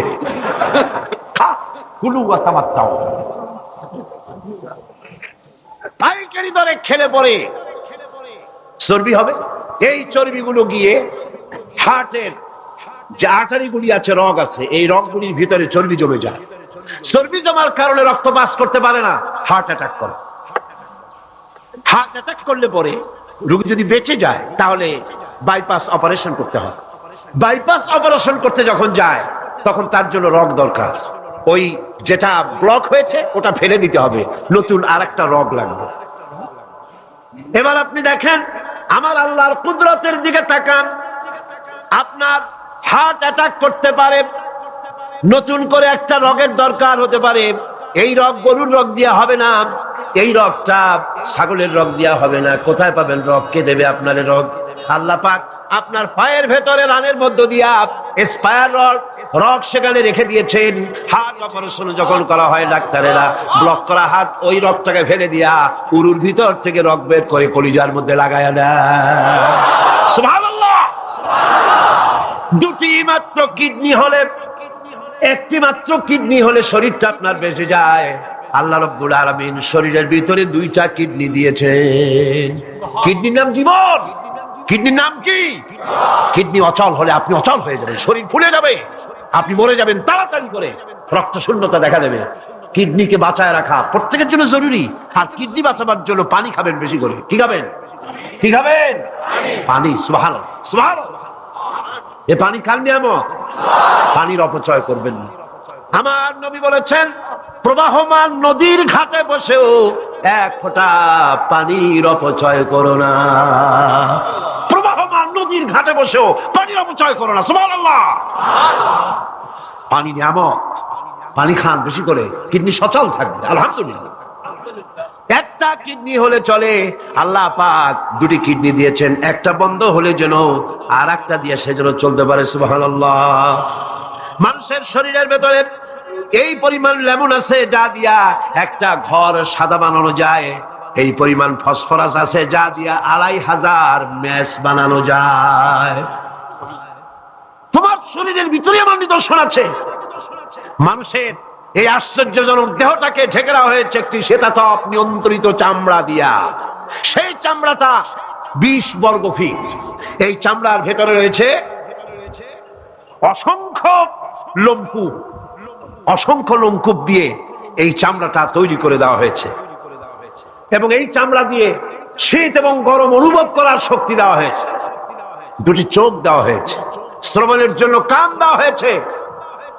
কে তিনি যিনি আমরা চোখ দিয়া নেগেটিভ দেখি? চোখ দিয়া কি দেখি? চোখ দিয়া দৃশ্যের নেগেটিভটা দেখি, ওই দেখার সাথে সাথে ব্রেনের ভিতরে গিয়া কোন শক্তি পজিটিভ বানায়া আমারে দেখায়। তার নাম কি? আমার কানের ভিতরে অসংখ্য শব্দ চতুর্দিক থেকে আসে। শব্দগুলিকে বিন্যস্ত করে একটা একটা করে শুনবার জন্য আমার কে কানের ভিতরে কে ব্যবস্থা করে দিয়েছেন? তার নাম কি? একটা মাত্র জিহ্বা, একটি মাত্র জিহ্বা মুখের মধ্যে আল্লাহ দান করেছেন। এই জিহ্বার ভিতরে কত স্বাদ আল্লাহ রব্বুল আলামিন দান করে দিলেন। এই জিহ্বায় রসগোল্লার স্বাদ একরকম, জিলাপির স্বাদ আর একরকম, চানাচুরের স্বাদ একরকম, পুঁটি মাছের স্বাদ একরকম, লোট্টা ফিশের স্বাদ আর একরকম, ঠিক কিনা? শুটকি মাছের স্বাদ আর একরকম, কাবাবের স্বাদ আর একরকম, আপেলের স্বাদ একরকম, বড়ের স্বাদ একরকম। একটা জিহ্বা দিয়া হাজারো স্বাদ নেওয়ার তৌফিক দিলেন আল্লাহ। সেই খাবার সময় বিসমিল্লাহ বলে না, পরেও আলহামদুলিল্লাহ কয় না। এত নিয়ামত দিয়ে আল্লাহ পাক এই সজীব শরীরকে সাজিয়েছেন, শরীরটাকে সুন্দর করেছেন, সুগঠিত করেছেন। আল্লাহ পাক বলেন তোমার শরীরের ভিতরে রয়েছে আমার দৃষ্টান্ত, এগুলি দেখো। তোমার ব্রেইন, মানুষের মাথায় যে মাথার ভিতরে যে ব্রেইন দেওয়া হয়েছে, এর ভিতরে রয়েছে অসংখ্য সেল, যার মধ্যে বুদ্ধি, প্রজ্ঞা, সুখ, দুঃখ, মেমোরি। এই পৃথিবীতে মানুষের মাথায় যে ব্রেন দেওয়া হয়েছে, এটা সর্বোচ্চ ওজন হচ্ছে 3 পাউন্ড। 3 পাউন্ড ওজনের এই বস্তুটিকে রাখা হয় মাথার খুঁড়ির মধ্যে, মাথার মাঝখানে। এই ব্রেন দেহের কোটি কোটি সেনা প্রহরীকে পাহারার কাজে লাগায়। এই ব্রেন বুদ্ধি করে, বুদ্ধি দিয়ে লাগায়। কম্পিউটারের যে মেমোরি শক্তি আছে, পৃথিবীর মানুষের মাথায় আল্লাহ পাক যে মেমোরি দিয়েছেন, যে স্মৃতি শক্তি দিয়েছেন, সারা পৃথিবীর সমস্ত ডাটা, সমস্ত ইনফরমেশন সবগুলি মানুষ যদি তার মেমোরিতে নিয়ে নেয়, তারপরেও আল্লাহ পাক মেমোরিতে এত জায়গা করেছেন যে তার 1 লক্ষ ভাগের 1 ভাগও ভরবে না। এই ব্রেন দিয়ে আল্লাহ পাক মানুষকে বুঝতে বলেছেন, তাকাও, লক্ষ্য করো, আমার পৃথিবী দেখো, দুনিয়া দেখো, নিজেকে দেখো এবং আমার অস্তিত্বের কথা স্বীকার করো। আমি তোমাকে সৃষ্টি করেছি। আল্লাহ পাক বলেন হাদা খালকুল্লাহি ফারুনি মাযা খালাকাল্লাযীনা মিন দুনিহি বালিয যালিমুনা ফি যালালিম মুবিন। এ হচ্ছে আল্লাহর সৃষ্টি। এখন দেখাও তো অন্যরা কি সৃষ্টি করেছে, অন্যরা কি সৃষ্টি করেছে? আছে কিছু? অন্যরা আল্লাহর জিনিস দিয়া, তারা আল্লাহর জিনিস দিয়ে জোড়াতালি দিয়ে তৈরি করেছে, কিন্তু সমস্ত সৃষ্টির মূল হচ্ছে আল্লাহ পাক। আজকে আমাদের সন্তানদেরকে যদি কোরআন থেকে আজকে যে কথাগুলি বললাম, এই কথাগুলি যদি কলেজে বিশ্ববিদ্যালয়ে পড়ানো হতো, আমার ছেলে কি নাস্তিক হতে পারত? বলেন, আমার এই ছেলে কলেজে বিশ্ববিদ্যালয়ে যেসব ছেলেপেলেরা পড়ে, এগুলি কি বোম্বাই থেকে আসছে না মঙ্গল গ্রহ থেকে নাজিল হয়েছে? আমাদের ছেলেপেলে কিনা? এই ছেলে যখন প্রাইমারি স্কুলে পড়তো, তখন রমজান মাসে সেহরি করতে না উঠাইলে সকালবেলায় মা বাপের উপরে অভিমান করে, রাগ করে, কান্দাকাটি করে না খাইয়া সারাদিন রোজা রেখেছে, ঠিক না? বলেন আমার কথাটা ঠিক কিনা? এই ছেলেটি প্রাইমারি ছেড়ে হাই স্কুলে যখন গিয়েছে, তখনও সে নামাজ পড়তো, আলেম ওলামা দেখলে ভক্তি করত, শ্রদ্ধা করত। যেই না কলেজে ঢুকলো, নামাজ গেল, রোজা গেল, চরিত্র গেল। এরপরে আলেম ওলামা পীর বুজুর্গ দেখলি বলতে থাকে, এরাই দেশটারে খাইছে। দেশ খাইলো কেমন? আলেম ওলামারা তারা কি দেশে কখনো ক্ষমতায় গেছে? বলেন গেছে? আলেম ওলামা তো জীবনে ক্ষমতাই যায় নাই, তারা দেশ খাইলো কি করে? যারা ক্ষমতায় থাকে ওরা খায় না, যারা ক্ষমতায় যায় না ওরা খায় জম্মের খাওয়া। আশ্চর্য কথা, এরাই দেশটারে খাইছে। নামাজ নাই, রোজা নাই, তারপরে বলা শুরু করে আল্লাহ নাই। এরপরে ডু ফুর্তি নো চিন্তা, জেনা ব্যভিচার মদ জুয়া ইত্যাদিতে লিপ্ত হয়ে গেল। আমার সোনার টুকরা ছেলে যেই না গেল বিশ্ববিদ্যালয়, কয়লার টুকরায় পরিণত হয়ে গেল। ঠিক কিনা? এটা কে করলো? কে করলো? করেছে এক শ্রেণীর শিক্ষক নামের কলঙ্ক, যারা শান্তিনিকেতনের গোলাম, যারা মার্কস এবং লেনিনের গোলাম, মাও সেতুংয়ের গোলাম। এই গোলামেরা দুনিয়ার মানুষকে, আমার সন্তানগুলিকে ধ্বংস করে দিল। আর যদি আমি আলোচনার শুরুতেই বলেছিলাম, যদি কোরআন এবং সুন্নাহ যদি পড়ানো হতো কলেজ বিশ্ববিদ্যালয়, তাহলে আমার এই সন্তানগুলি চোর হতো না, ডাকাত হতো না, জেনাকার হতো না, বদমাশ হতো না, খাঁটি মুসলমান হয়ে বেরিয়ে আসতো, যা দেখলে আমাদের চক্ষু ঠান্ডা হয়ে যেত। জোরে বলেন সুবহানাল্লাহ। সেই ধরনের এই কোরআন ভিত্তিক শিক্ষা ব্যবস্থা বাংলাদেশে চালু হোক, তা কি আপনারা চান? জোরে বলেন চান? যারা যারা চান দু হাত উঁচু করে দেখান।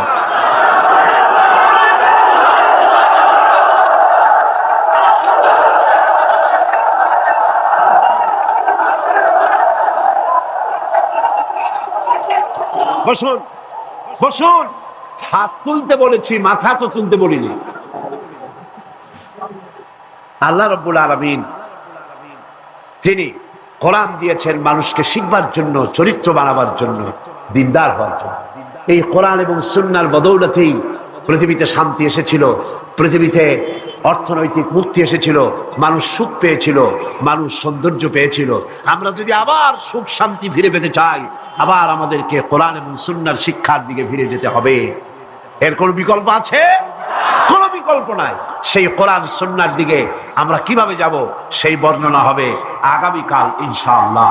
তাওহীদের পথে, শিরক থেকে বেঁচে আল্লাহর পথে আগাবার জন্য আমরা তৈরি হয়ে যাই। মুনাজাতের জন্য দাঁড়ানো ভাইরা সবাই বসুন। যত ভাই দাঁড়ানো, সমস্ত ভাইয়েরা যার যার জায়গায় বসে পড়ুন, মুনাজাতে শরীক হন। দুই ভাই, দুই অমুসলিম ভাই ইসলাম কবুল করার জন্য এখানে এসেছে। এর একজনের নাম হলো তপন রক্ষিত, হিন্দু ধর্মাবলম্বী। বর্তমান নাম পছন্দ করেছে মোহাম্মদ হোসাইন। আর একজনের নাম শ্রী দীপক চন্দ্র হাওলাদার, এও হিন্দু ধর্মের অনুসারী। বর্তমান নাম পছন্দ করেছে মোহাম্মদ ওমর ফারুক। মাশাআল্লাহ। লা ইলাহা ইল্লাল্লাহু মুহাম্মাদুর রাসূলুল্লাহ। আল্লাহ ছাড়া কোন ইলাহ নাই, মাবুদ নাই, উপাস্য নাই। তিনি এক, যিনি একক। মুহাম্মদ সাল্লাল্লাহু আলাইহি ওয়াসাল্লাম আল্লাহ প্রেরিত রাসূল।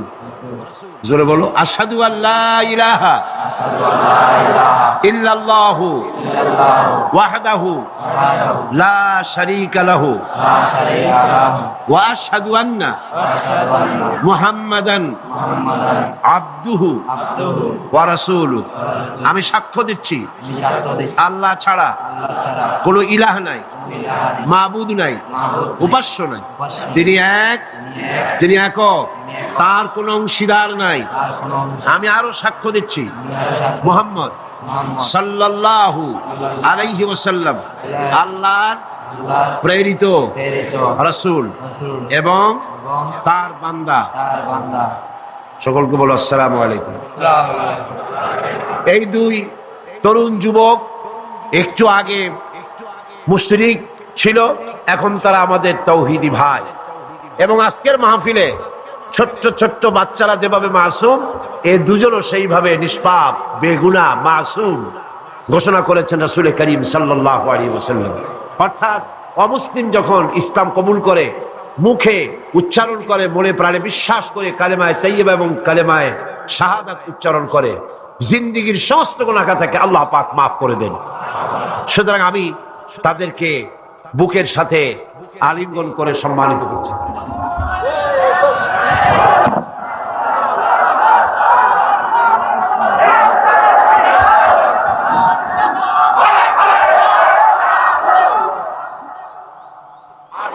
আল্লাহুম্মা আমিন। রব্বানা যালামনা أنفسنا وإن لم تغفر لنا وترحمنا لنكونن من الخاسرين ربنا لا تزغ قلوبنا بعد إذ هديتنا وهب لنا من لدنك رحمة إنك أنت الوهاب أي الله تعالى বিশাল এই জনসমুদ্র নিয়ে তোমার দরবারে কোরআনে কারীমের আলোচনা করে হাত তুলেছি, মেহেরবানি করে সওয়াবটুকু জনাবে মুহাম্মদ রাসূলুল্লাহ সাল্লাল্লাহু আলাইহি সাল্লামের রূহ মুবারকে পৌঁছে দাও। तमाम পৃথিবীর মাটির নিচে যত মুমিন মুমিনাত শুয়ে আছেন তাদের আরওয়ার পরে সওয়াব পৌঁছায় দাও। আয় আল্লাহ তাআলা আমাদের মধ্য থেকে যাদের মা বাপ দুনিয়া থেকে জন্মের মতো বিদায় হয়ে গেছে কবরগুলিকে জান্নাতের টুকরা বানায়া দাও। রব্বির হামহুমা কামা রব্বায়ানি সগীরা, সবাই পড়েন রব্বির হামহুমা কামা রব্বায়ানি সগীরা। আয় আল্লাহ তাআলা বিশাল এই মাহফিলে কোরআন শোনার জন্য কোরআনের পাগল মুসলমানেরা অমুসলিমরা দূর দরাজ থেকে বিভিন্ন জেলা থেকে আশেপাশের দেশ থেকে কোরআন শোনার জন্য আসে। আল্লাহ তুমি দয়া করে কোরআনের হেদায়েত আমাদের নসিব করে দাও। আমাদের এই দেশটি কোরআনের শাসন দিয়ে পরিচালিত হয়েছে, এই দৃশ্য আমাদের চোখে দেখার তৌফিক দান করে দিও। আয় আল্লাহ তাআলা এ বিশাল মাহফিল পরিচালনা করতে গিয়ে ইসলামী সমাজ কল্যাণ পরিষদ প্রতি বছর হিমশিম খেয়ে যায়। সামান্য একটা মেয়ের বিয়েতে কত টাকা লাগে, লক্ষ লক্ষ টাকা সেখানে খরচ হয়ে যায় ছেলে মেয়ের বিয়েতে। আর এত বড় বিশাল প্যান্ডেল, এত লাইট, এত মাইক, এত প্রচার, এত মাইকিং, এত হ্যান্ডবিল, এত পোস্টার, এত মেহমান। আয় আল্লাহ তাআলা এত ভলেন্টিয়ার, কত বেশি খরচ হতেছে। আল্লাহ তোমার বান্দাদেরকে বোঝার তৌফিক দিয়ে দাও।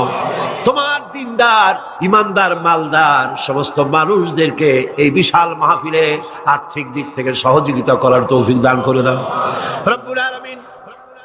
5 দিন মাহফিলের 2 দিন চলে গেল, আর 3 দিন আমাদের সামনে তোমার কুদরতের আপন কুদরতি নিজাম দিয়া বাকি 3 দিন আল্লাহ তুমি চালাইয়া দিও।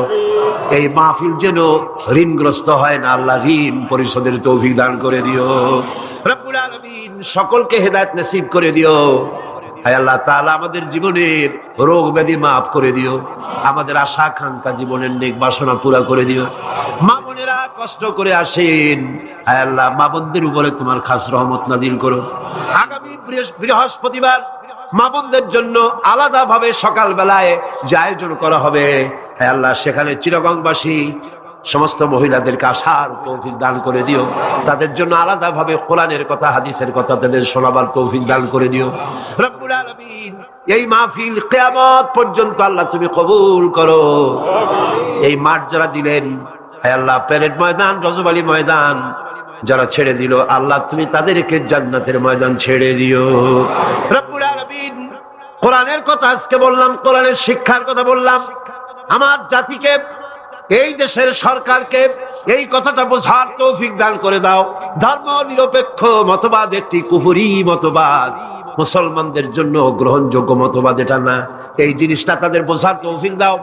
ধর্ম নিরপেক্ষ শিক্ষা ব্যবস্থাকে দূরে ছুঁড়ে মেরে কোরআন সুন্নাহ অনুযায়ী ইসলামী শিক্ষা চালু করার তৌফিক এদের দিয়ে দাও। আয় আল্লাহ যে সমস্ত মেহমানদেরকে এখানে দাওয়াত দেওয়া হয়েছে, সমস্ত মেহমান সহি সালামতে তাদের যাতায়াতের ব্যবস্থা করে দিও এবং তাদেরকে সুন্দর করে উপস্থাপনা করার বলার তৌফিক দান করে দিও রব্বুল আলামিন। তুমি আমাদের দিলের সমস্ত নেক কামনা পুরা করো এবং আমাদেরকে তোমার খাঁটি গোলামদের মধ্যে শামিল করো রব্বুল আলামিন। কিয়ামতের দিন তুমি মেহেরবানি করে আমাদেরকে তোমার গোলাম হিসাবে কবুল করে নিও।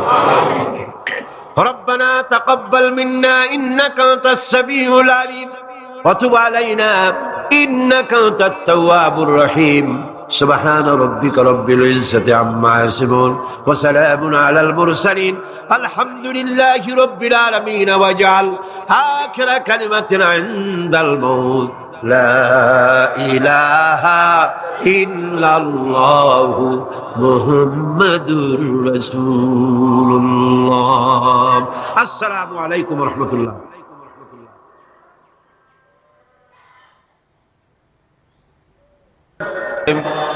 اللهم آمين ربنا ظلمنا أنفسنا وإن لم تغفر لنا وترحمنا لنكونن من الخاسرين أي الله تعالى 5 দিন ব্যাপী তাফসীরুল কোরআন মাহফিল ইসলামী সমাজ কল্যাণ পরিষদ চট্টগ্রাম কর্তৃক আয়োজিত এই প্যারেড ময়দানে আজকের এই দ্বিতীয় দিবসে বিশাল মাটির নিচে যত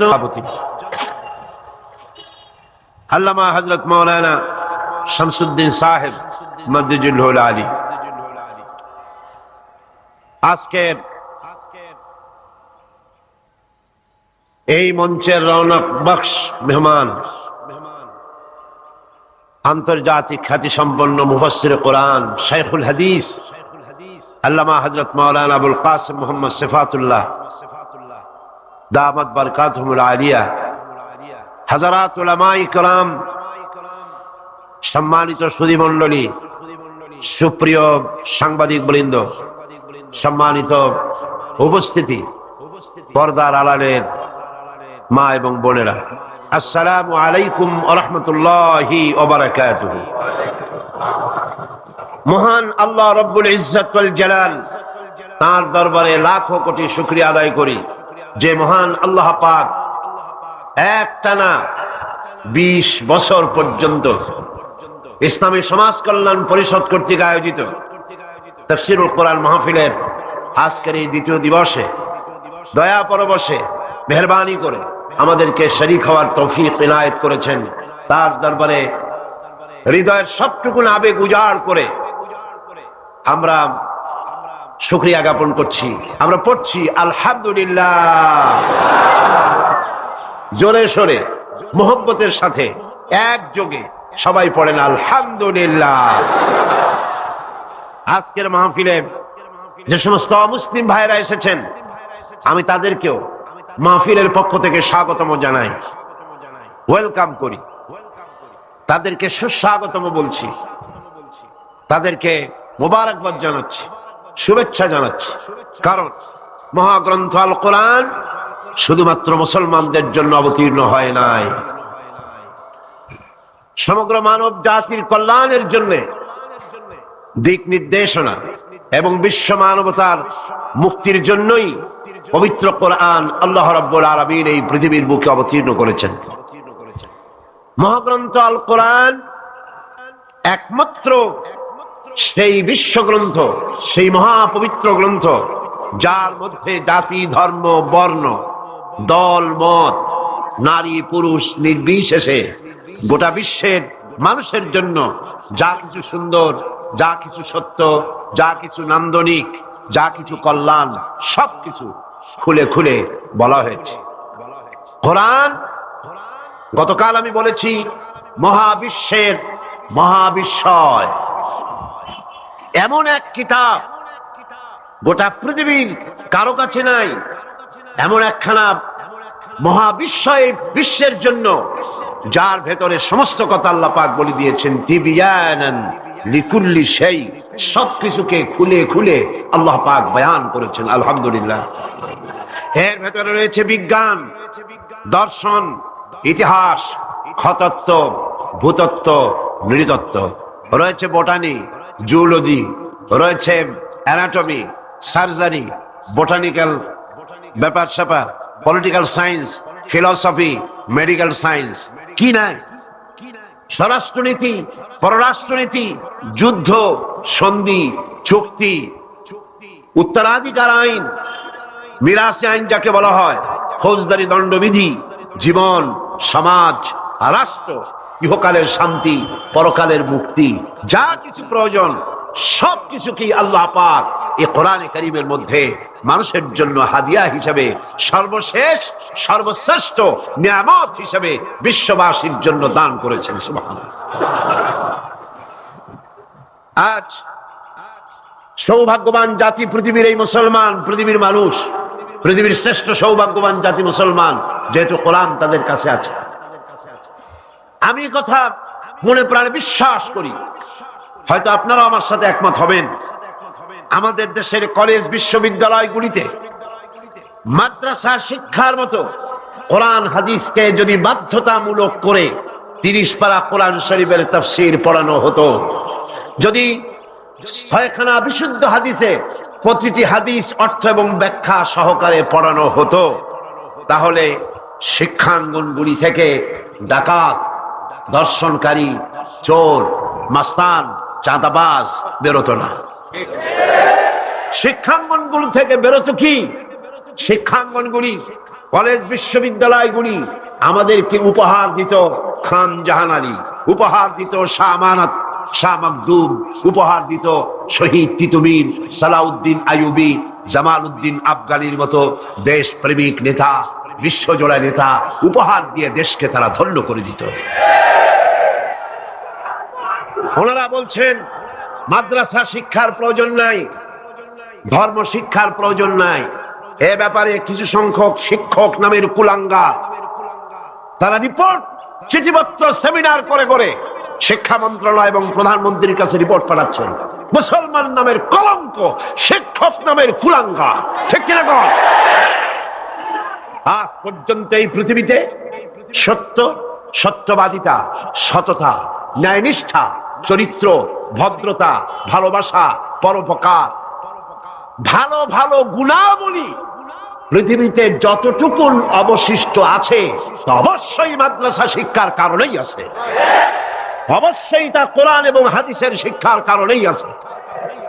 সুতরাং আজ দেশ থেকে অন্যায়, অসত্য এবং সন্ত্রাস, ধর্ষণ, চাঁদাবাজি, মাস্তানি, সুদ, ঘুষ যদি বন্ধ করতে হয়, ইসলামী শিক্ষা বাধ্যতামূলক করতে হবে, এর কোনো বিকল্প নাই।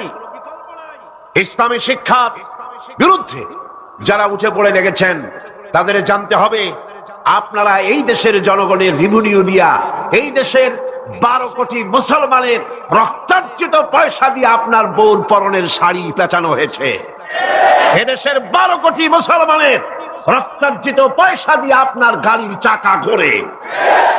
আপনার বাড়িতে এসি, টিভি, আপনার বাড়িতে সুখ সৌন্দর্য যা কিছু আছে এদেশের মুসলমানদের রক্তের বিনিময়টা আছে। সুতরাং ভারতকে খুশি করার জন্য ইসলামী শিক্ষার বিরুদ্ধে যে ষড়যন্ত্র চালু হয়েছে, সেই ষড়যন্ত্রের বিরুদ্ধে সকল জাতিকে, জাতি, ধর্ম নির্বিশেষে ঐক্যবদ্ধ হয়ে প্রতিবাদ গড়ে তুলতে হবে, প্রতিরোধ গড়ে তুলতে হবে।